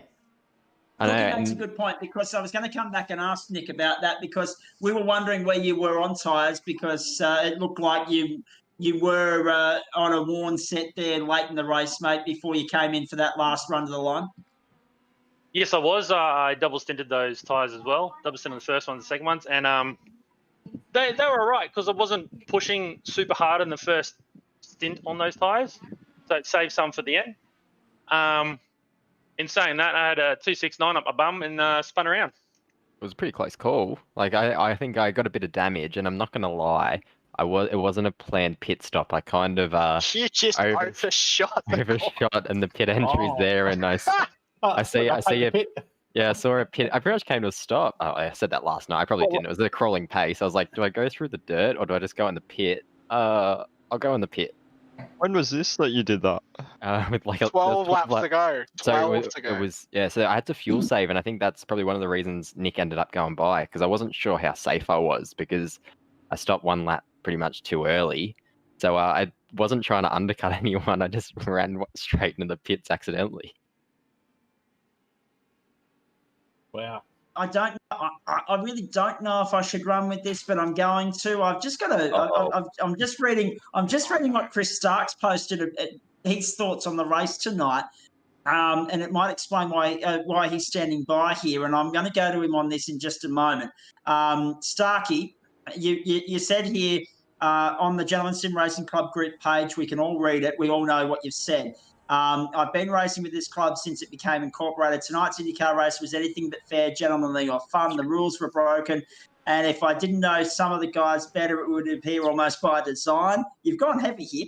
All incidents post-race. What's the point of live race control? I won't take someone out under team orders or deliberately slow someone for the same. It's a simulator and likely guys have generated tension between each other. That's the part that's a shame. It has become sheep stations. I hope next season everyone puts the BS aside and gets back to what it was. You're obviously annoyed. You're obviously heated, mates. Try and channel it for me without swearing at me. It wasn't an easy night at the office for you, but I mean, we're sitting here. We from a commentary standpoint, we love the tension. We love the little rivalries that are popping up all over the place. But at the same time, there's a mantra within the club that would stipulate otherwise. Yeah. Yeah, I got the frustration out with the post rather than coming in and saying words. Use my fingers rather than my voice. Look, I had a really good start, but lately, the last couple of days, my car's turned into a Wonder Woman car. It keeps disappearing, and I'm not sure what's going on with my internet, or it might be a cable loose somewhere. No, look, I had a good race. My own mistake. So something happened with all my buttons. So what I thought I was adjusting was actually my brake bias was going backwards, all the way backwards. So every time I touched the brake, the rear would lock. I didn't want to hit Nick. At one point, we came up on slower cars, and he braked way earlier than I thought he would, and I sort of dove around the side of him. But look, there's just some tensions building between some of the guys. There's been some really silly mistakes happening, and I'd hate to see, the fun and the joy that we've all been having sort of stop talking to each other because of a simulator. Do you know what I mean? Yeah, absolutely. I'll get some other reaction and opinion on that in just a moment, but I'm going to jump in and grab Adam Lavis before I lose him, if he can unmute his mic there, because he's just literally sent me the updated championship standings, and I'm going to run through these for you, folks, because it is incredibly tight going into next week in the final round. Championship leader, Jackson Rayhan, at 190 points. Angus Cook, second, 189 points. Nick Fodiatis, 183 points. Adam Lavis, unfortunately, with an off night, 173 points. And Julian Mookie, 135 points. It is a race of four still. We know there's some doubt over whether Lavis will be on the grid. There's some doubt over whether Cookie will be on the grid, although I reckon he's trying to source generators at the moment for the middle of nowhere on his camping trip, so he can at least have this sim adventure with us one last time. But Adam, just quickly, mate, frustrating night at the office, but it set up an epic championship finale. I mean, 7 points separating the 3, 17 the 4. Yeah, extremely frustrating. I only made one mistake myself all night, and I ended up basically in the pits while the yellow flags rolling around because I got no more fast repairs. Yeah, exactly. What happened? I mean, there were a couple of incidents there. I mean, the one that we saw with Frank Hodak, but talk us through the frustrations of the night outside of that, please. Oh, the first one was my fault. I got a little taily out of the hairpin, and I had a little half spin, and I'm not sure who it was. It might have been Declan. I can't remember, but for someone who was just close enough that because I spun, they had nowhere to go and clipped me, and my wheel fell off straight away. I'm pretty sure I've got some weird virus on my game because I think I've got 200% damage because it's ridiculous. And then the second one, when Jackson had to spin at turn 2 there, like I went down the inside and his nose like basically kissed my rear wheel. My whole rear suspension exploded. So that was fantastic. And then then the Hodak one, he turned in and he lost his front wing. And I lost my whole front end. So game over. So that was my night. Very, very frustrating night at the office for you, mate, unfortunately. Obviously, there's a little bit of doubt over next week. But if you are here, should we be wary of the Oval Master? No, well, it's a very outside chance now. Like was it 17 points or something? So double points though. Yeah, it's double points, man. but I still need like basically all three to have some sort of issues and have at least like a 5 or 6 car gap between me and them to really claw it in. So there is a chance, but it's going to be a Bradbury if anything. So we'll see how we go. Nothing's impossible, mate. All right. Never say never. Yeah, exactly right. Or, well, here's the other thing. I don't know if this is allowed or not. Angus Cook mightn't turn up, but I'm just thinking that, you use your allegiances here. You could always send the login and the details to Trent. Get him to represent you for the night. Don't get caught. You get banned. You get banned from iRacing for that stuff. Yeah. Oh, I don't know. Like he keeps saying that he's out of practice and keeps making mistakes, so it might not be the best option. But we'll see. I vouch otherwise after seeing his performance in the GT1 tonight. That's for sure. Anyway, thank you, mate. We appreciate you sticking around so late to give us that updated point standings before we get off air here. We know you have an early start every Saturday morning, so good work, and we'll catch up with you on Monday. I've actually got a reprieve this week because the roster's been reshuffled. Oh, you got it? I'm on a day shift tomorrow rather than open. So. Oh, nice. Okay, so you can stick around for that. Okay, excellent. Let's go back to what Chris Stark said. Chris Whitaker, what are your thoughts? Yeah, look, there's a bit of everything creeping into not only this series either. Like it's across a few of the series. There's a few guys who are possibly taken a little bit too seriously, or vice versa, maybe not serious enough as well. So it's always going to happen. I mean, I understand the frustration and all that. It's Yeah, I'm struggling to put into words what I'm what I'm thinking of it all. To be honest, I see exactly where he's coming from. I see what he's saying. I don't disagree with what he's put there. No. But I'm always thinking about what's the solution. What is the solution? I mean, well, can it change people's mindset? I don't know. I think the club's been based on having fun and good, clean, respectful racing. There's incidents, there's race control that are new. They're learning. So I think it's a learning curve for everyone. So I think next season will be bigger and better as it will be. The club's grown so quickly, and I think a committee will talk about this during the week, and it will get better. Okay, ask me the question again, and then I'll just repeat what Paul said. I'm sorry. Moving on. I've told the bar staff they're open till 12. I said I'll be down at 10 o'clock. Now just going back. Sorry, is that 10 o'clock? 10 o'clock. Can't get home delivery. He's talking Queensland time. There we go. Yeah. Yeah, well, I've kind of got to because I'm working on that. See, this is the thing. Once next week's out the door, I can go back to just working on normal time everywhere rather than working on one time zone for 5 days a week with GSRC and then the backward time zone every other bloody day of the week. How would that be for 365 days a year, Zach? That'd be great, wouldn't it? It'd be brilliant. It'd be a heaven's send, Paul Nichols. But no, life is not that. And this is the thing. We were saying last night because one of the West Australians had a whinge about grand final week and the earlier start times and all that sort of stuff. They should be used to disappointment because everything's early over there or 2 hours late, depending upon what it is. If it's sport, it's 2 hours early. If it's everything else, it's 2 hours late, right? But I said COVID is the perfect example as to never expect Australia, states-wise and territories-wise, to be on the same page. Pigs will fly. Or I'll marry a supermodel before we're all on the same page with regards to the daylight saving debate. There, I said it right. Pressing on. This is a good post-race show tonight. Don't worry about that. I'm glad that Matt Dench and it's past 7:30 in WA. It is too good. Let's wind the record. Let's wind. Hey, Zachy. Kodak are in the house. Settle down, you lot. We can swear now. Hey, Zachy, I've been vaccinated, mate. I've been vaccinated, so now I can track myself on my phone with the old Bill Gates microchips. Oh, good. Very good for you, Chris Stark. I'm not in a hurry to get the bloody thing.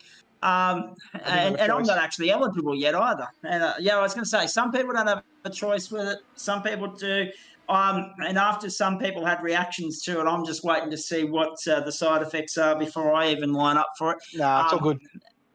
It's all good. You're okay. Good. I was going to say, I think one of the symptoms is that you might do a rant on Facebook occasionally. No, there's a little blue bloke's been following me around for about a week now, but I'm okay. Hey, you don't need to be vaccinated to rant on Facebook. Have you met me? Frank Kodak, Matt Dench, let's get to you before this gets totally out of bloody control. Hodak, interesting night at the office for you. Obviously disappointing to get involved in that incident with Adam Lavis, but in the end, of course, you brought it home in sixth place, mate. What's the assessment of your night, please? It's a good night. Good evening, all, and good evening, Zach. Look, I mean, the start of the race, look, I didn't qualify great. You know, I was like, in 12th, so I was happy to be back in there. I didn't put a lot of time this week, so I've been quite busy at work, but no excuses. I do apologise to Jackson. He got caught up in a bit of a tangle with me where I lost control. Tried to correct it, and yeah, he was probably a little bit too close to me. He made a few stabs at me, but I kept him keen. So I wanted a race tonight. I didn't want to just give positions away. So I felt pretty confident in the car, and I just got into a groove, to be honest. I knew Adam was like going to be the guy that I was probably going to finish with towards the end. I was monitoring what he was doing, so towards there in the end.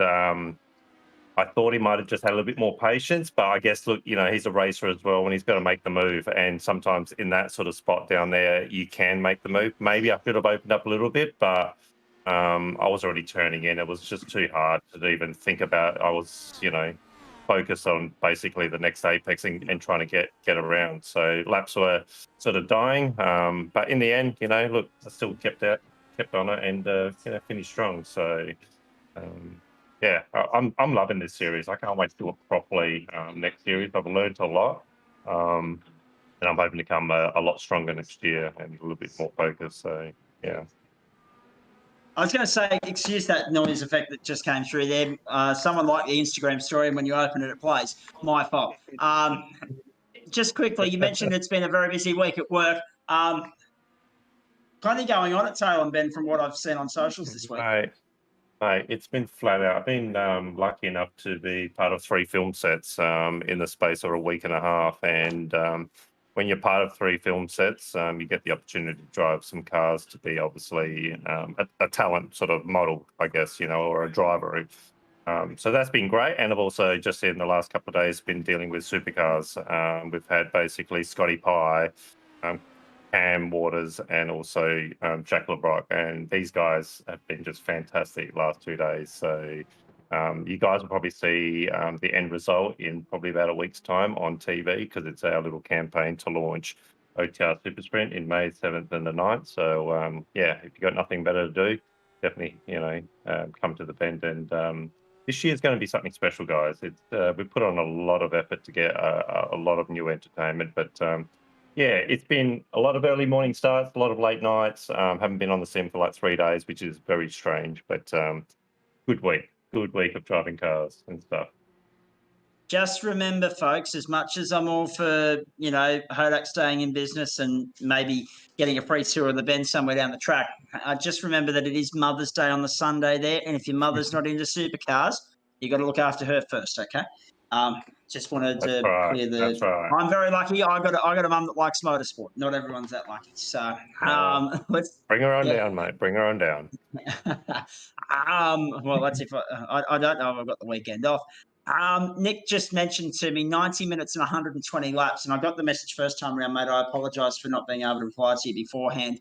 90 minutes, 120 laps for Indianapolis next week.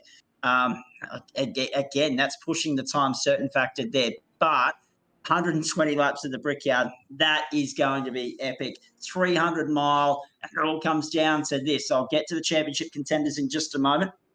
I think we've lost Angus Cook in all of that, but I have still got Jackson Rayhana standing by, although he's not actually sitting in his sim at the moment. He's probably off fetching happy hour beverages, and who could hardly blame him at this point in time. Paul Nicholls, Nico Pop, and Chris Whittaker standing by. I'll get Driver of the Night nominations from Whittaker and Nicholls before we sign off here. Adam Lavis, again, you say it's a long shot, but I want to come back and just quickly get your thoughts on what Chris Stark said firstly, and then look towards next week, mate. If you don't win it, who does? But firstly, your thoughts on Starking. I didn't hear the whole thing. I was doing the points. I didn't get the whole what Starky. Okay. Right. If I was going to say, if you have a look at the post that he's just put up on the club page, you'll know what it's. Yeah. As for next week, it's 4-way dice. Like if Angus turns up, and if I'm not working, like it's still close enough that it is up in the air. Obviously, Jackson's got the advantage, being ahead, and Angus a bit. Like Jackson and Angus, the Team Summit, they've got the advantage over me and Nick. We're gonna try and find a way to put some cars between us at the end of the race to give ourselves a chance. So we'll see how it goes, and all we can do is put our heads down and go left a lot of times. So see what happens. Well, 120 laps of Indy is 360 left-hand turns. You'll get dizzy next Friday night. There's no doubt about that. Chris Whittaker, are you tempted to have a run as just a lurker at the last because it's grand final week, because it's a special race, because it's Indianapolis, because it's IndyCar? Are you tempted to throw your hat into the ring next week, or are you going to sit here with me in the booth?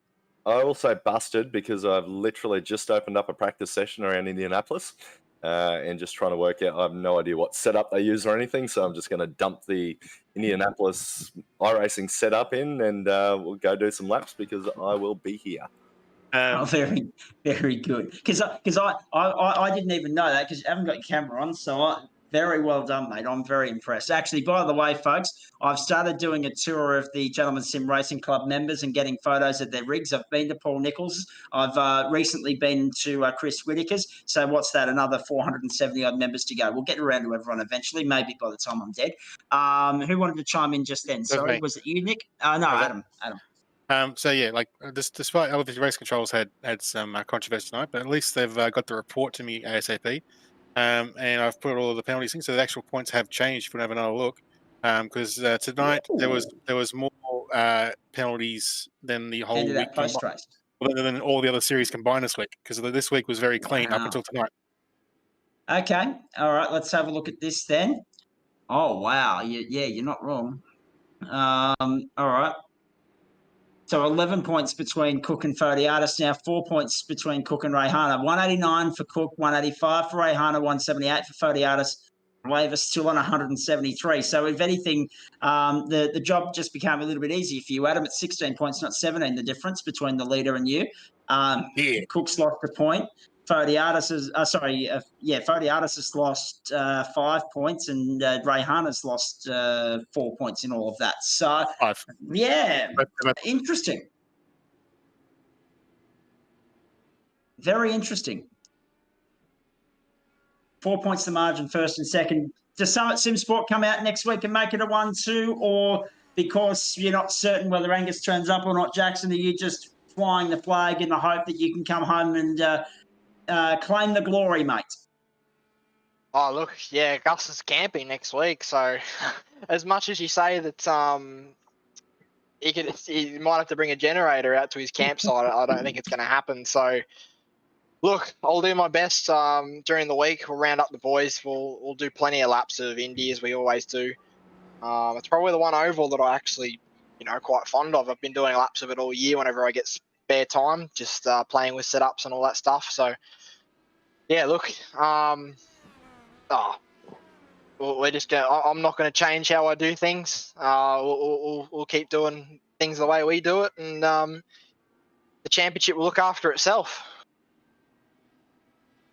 We know there's going to be ring-ins. We know there's going to be a few gate crashes.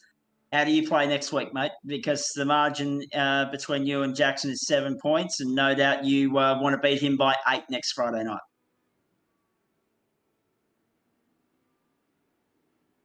Was that for Nick? That was for Nick. Are you there, Nick? You cut off in the first part. Sorry.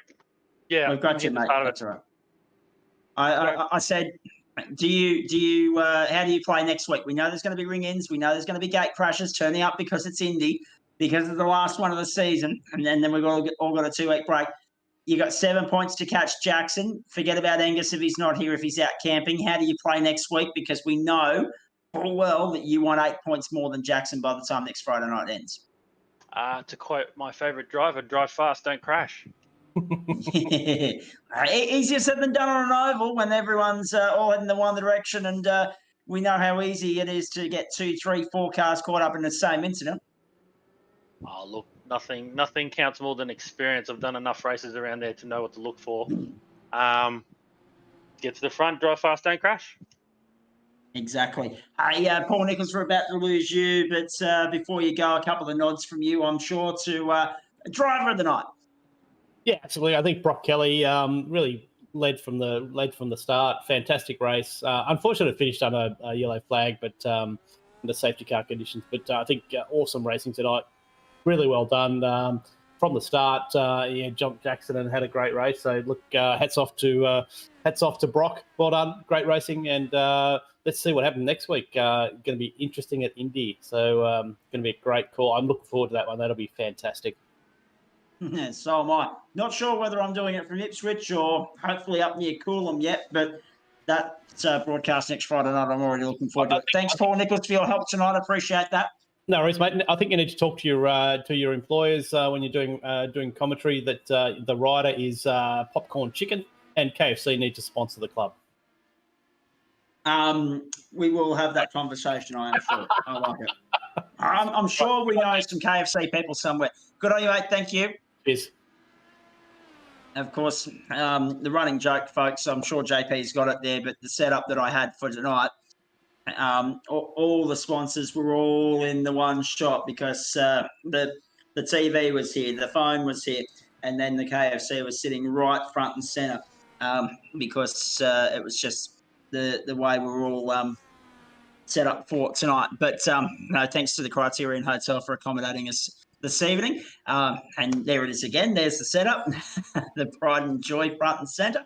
I even managed to transport that monitor with the my version of the Wide Water Sports logo. That is actually the TV monitor that I use from home. So I've actually had to bring that into Warwick to get the job done tonight. Let's just hope I can cart it back as safely to Ipswich as the same way I carted it out here. Anyway, let's press on here. Hey, Brock Kelly, grand final week. What are your assignments, please? I mean, we're on air Monday, Wednesday, Thursday, Friday night. When do we see you in action? Oh, that's a very good question. I'll probably do GT3s, and then the rest of the week will just have to fit around uni schedule and real life is the the only problems to when I'll race next week. But definitely GT3s, and we'll see how the rest of the week goes. Got to be a pain when real world gets in the way of the fun, but that's the way it is. Good luck with the uni stuff, as per usual. I know we'll be catching up with Nick on Monday night, so that's going to be good fun there. Matt Dench, I apologise. I don't know if I've had a proper chance to chat to you yet, but thanks for sticking around. It's been that sort of a post-race show. As we've said all along, folks, it's been off tap all week this week, but the post-race shows, the banter's just upped a notch this year. It's been really good fun. Matt Dench, 7th tonight. Could have been a little bit better, but strategy caught you out and you had to pit late. Yeah, crew chief has lied to me and told me he was filling me to the end. It wasn't quite enough, Didn't think so. Unfortunate. Got caught out there. But hey, you had good speed. You had good pace. It showed a lot of promise. Yeah, it was looking real good. I didn't look down at my fuel until there was like 3 laps to go, and I was like, well, I'm not making this one. Even with the time, I mean, had that gone to 52 laps, they would have been a lot more in trouble than just yourself, mate. So there's no doubt about that. And in the end, Nick, I guess that's the one consolation out of the 3. With 3 safety cars, we still only fell 5 laps short of time certain. We should have been a lot tighter, a lot closer than that, I should say. Yeah, well, like I said, when I did the maths, I thought it was good. It got pointed out to me that we're on time certainty. So, yeah, well, the race is done, run and done now. Onward and upward. Yeah, exactly. 3rd time certain race of the championship, something that gives Chris Whittaker too much satisfaction. But that's another story for another day. Denchi, when do you pop up in grand final week? What's your? Have you got an assignment on Monday night with GT3, and then obviously the Wednesday, Thursday stuff as well? Yeah, the Monday night's a bit hard for me because of work, so I might be there, might not, might do half a race, might do all of it, not sure. All right, cool. 8:15 is the start time for the GT3 race. Just reminding everybody, of course, we start the broadcast itself 7:30 Eastern Daylight Time on Monday night. Tyre strategy was an interesting talking point tonight, and I was going to go to Jackson Rayana, but he's just bolted. Nick, let's go to you on that note. Then tyre strategy, interesting selections tonight.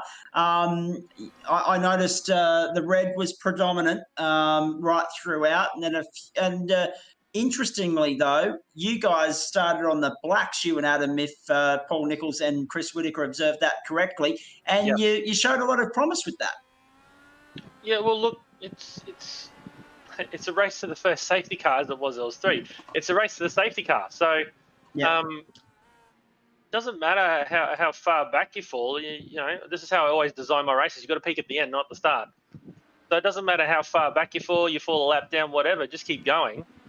You get your lap back under safety car anyway, and then you can start pushing it. So really it's only about track position, and if you double stint those black tyres in the first stint, you'll get track position. So coming out on warm tyres, etc., etc. So I thought that lap 9 safety car was it, and I was ready to go till the end and battle my way through till the end. So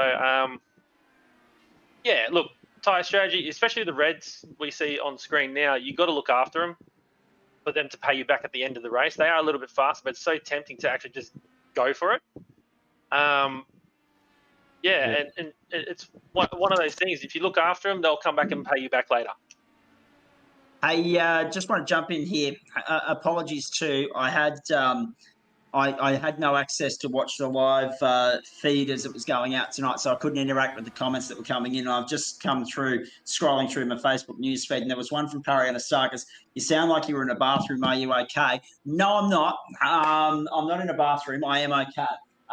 Two ways to answer that question, aren't there? I'm in in one of the very nice suites of the Criterion Hotel in Warwick. So again, thank you to them and Series X3 Queensland for having me this weekend.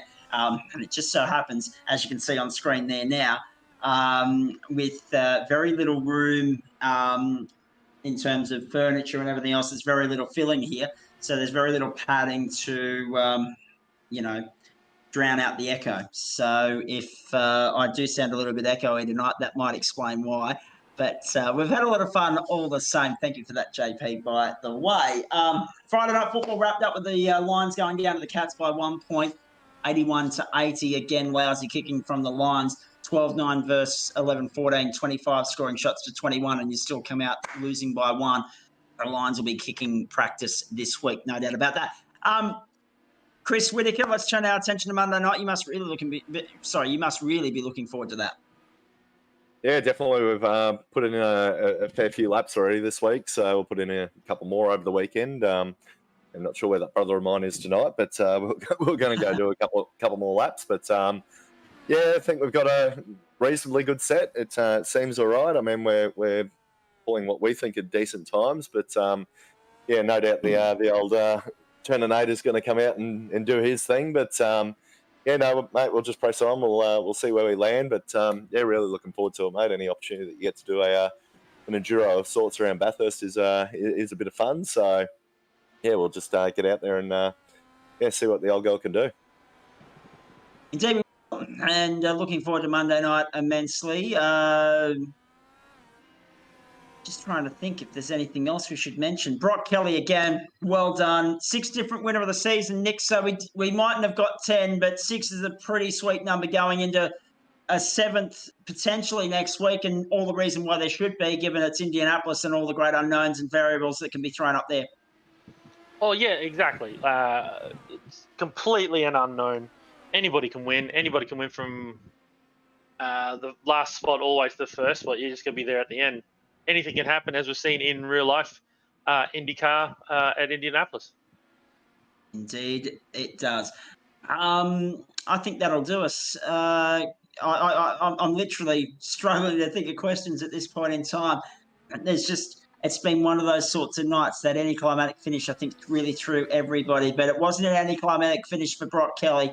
He turned up trumps in the end, and led 35 laps. Rightly so. Led 35 of what turned out to be 47 laps. So very Quickly on those the tyres. Yes, mate.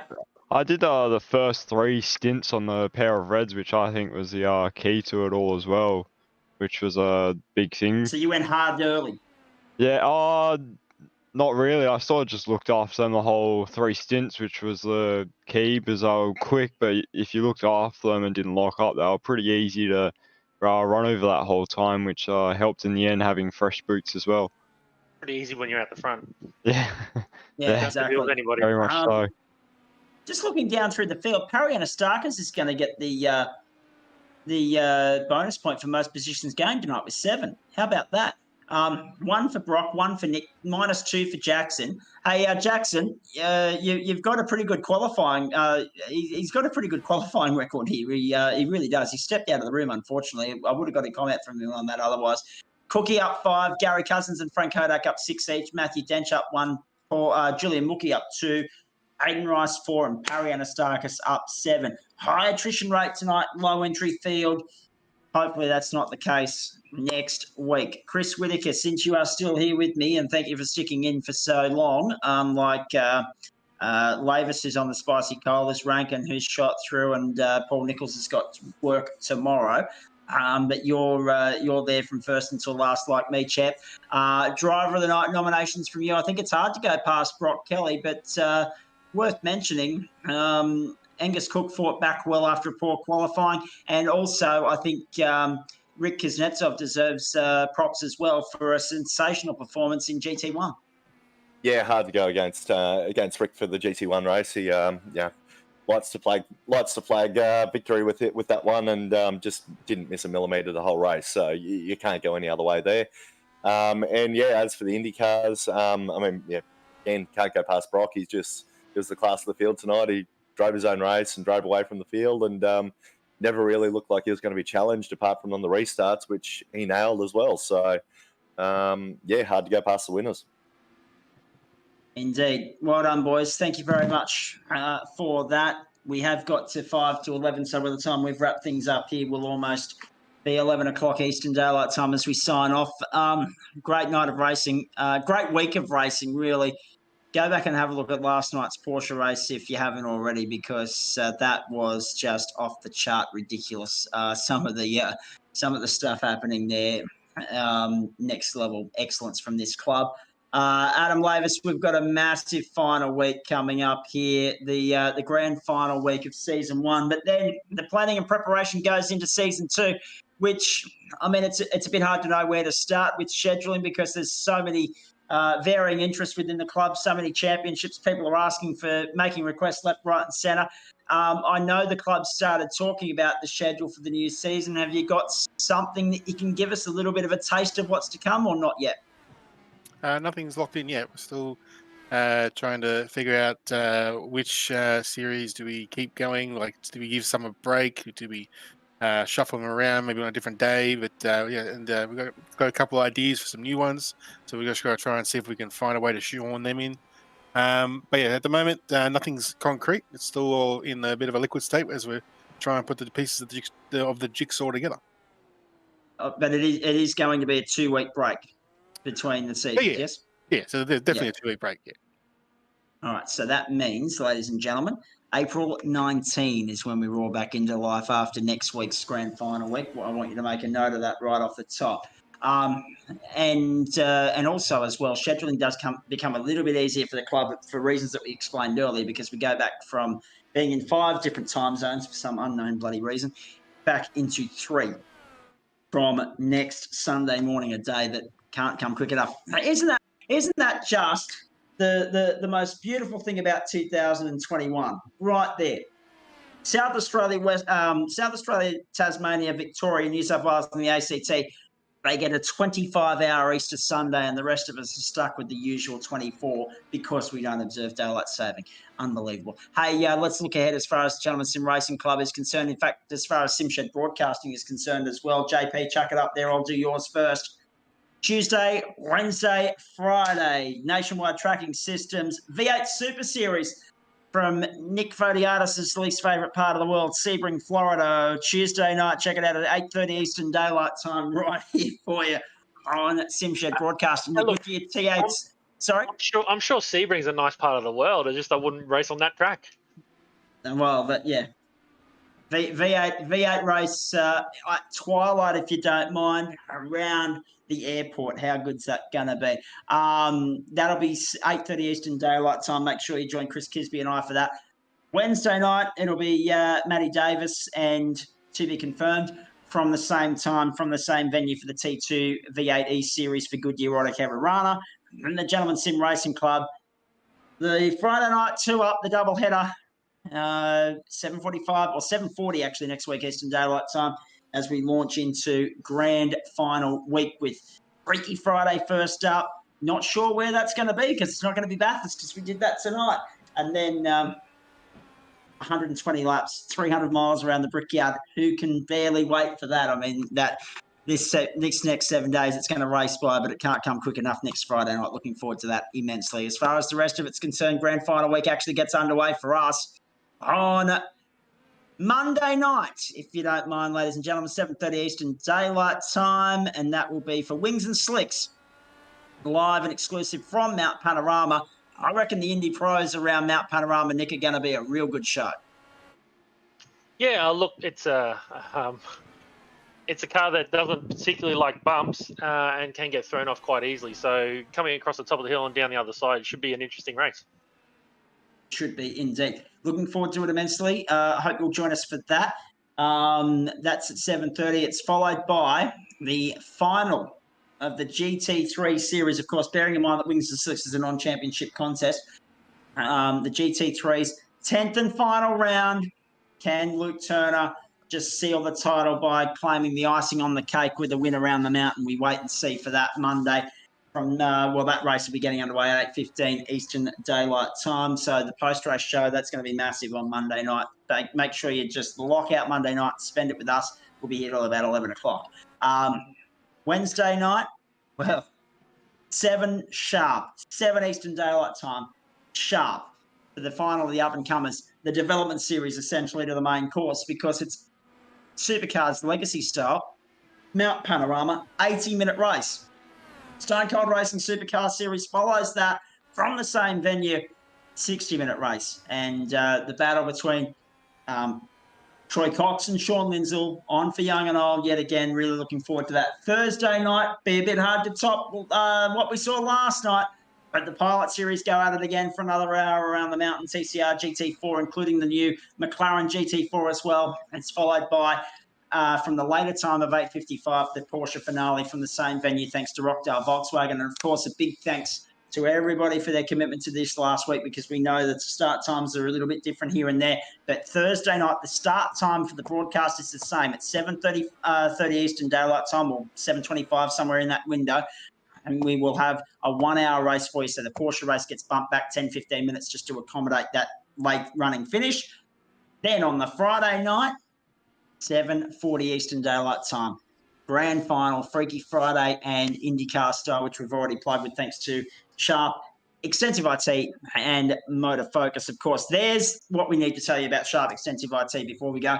Help support your club by referring, if I can have the other screen back, please, JP. By referring anyone from the business sector of your contacts, ladies and gentlemen. Help support your club by referring businesses to Sharp Extensive I.T. Every warm referral for an office printer, photocopy, a digital signage, or interactive whiteboard attracts $100 to the Gentleman Sim Racing Club Incorporated. sharpeit.com.au/Gentleman Sim Racing. Check all of that out. Huge thanks to them and Motorfocus, without whom Friday Night Motorsport would not be possible. But the rest of the week, with thanks to Rockdale Volkswagen, of course, sponsors of the Porsche Elite Cup, Flash Graphics, the sponsors of our replay, Stone Cold Racing for the Supercar Series, of course. They're also a general season sponsor. Adam St. John and the great people at the Wabundary Hotel that bring us all the action on a Wednesday night for the up-and-comers. Ocular Aerial Photography. You see all the aerial pictures courtesy of them right throughout the course of the season. Simple Sim Computers. Ray White Gaindar, of course, they sponsor Wings and Slicks, and Central Coast Motor Group, Fleet and Corporate. I think we're done. It's been fun. I really hope you've enjoyed it as much as we've enjoyed bringing it to you. For the team, I'm Zach Caban on behalf of Scott Rankin, Trent Lavis, Paul Nichols, Chris Whitaker, the entire team. A cast of thousands in the commentary box tonight. It's been real good fun to bring it all to you. We hope you've enjoyed it, and we look forward to your company again. Same time, same place next week. But before that, of course, the grand finals start Monday night, 7:30 Eastern Daylight Time. Can't wait to have you with us then, and we hope you enjoyed as much as we'll enjoy bringing it to you. Don't forget also, this weekend, get out to Warwick. Get out to the Criterion Hotel and all the other great sights and sounds that you can see here in Warwick. Get out to Morgan Park. We go motor racing for the first time this season with the opening round of the Queensland Motorsport Australia Championships, headlined by 45 Series X3 XLs doing their business. Jet Johnson is in the field, Dick's grandson and Stephen's boy. You've got Brock Feeney here, the Super 2 star, and the list goes on and on and on. Cannot wait for that. I still can't believe that Dick Johnson was the first person I bumped into, of all the great people to bump into, the living legend. 3-time Bathurst winner, 5-time touring car champion, a 12-hour winner and a couple of Sandown 500s and a few other great accolades as well. Dick Johnson was the first person I bumped into at a state-level motor racing event today. Just phenomenal stuff. And then, of course, it'll be replayed on West Bromwich Radio next week. And just on West Bromwich Radio, you can see the logo on my shirt here. They will bring you the Queensland Touring Car Championship opener from last weekend from Lakeside Park tomorrow afternoon, 2 o'clock Eastern Daylight Time, 1 Queensland time, right through 5.5 hours worth there once you throw in the news and weather updates and everything else that goes on with that. So a lot going on. It's been fun. We say goodbye on behalf of Adam Lavis for his work Monday, Wednesday, Thursday, and of course JP's SimShed broadcasting crew for their efforts on a Friday night. We hope you've enjoyed week 9, the penultimate week behind us. Champions crowned from Monday. Look forward to you coming to that. In the meantime, from the Criterion Hotel in Warwick, I'm Zach Caven bidding you a very good night.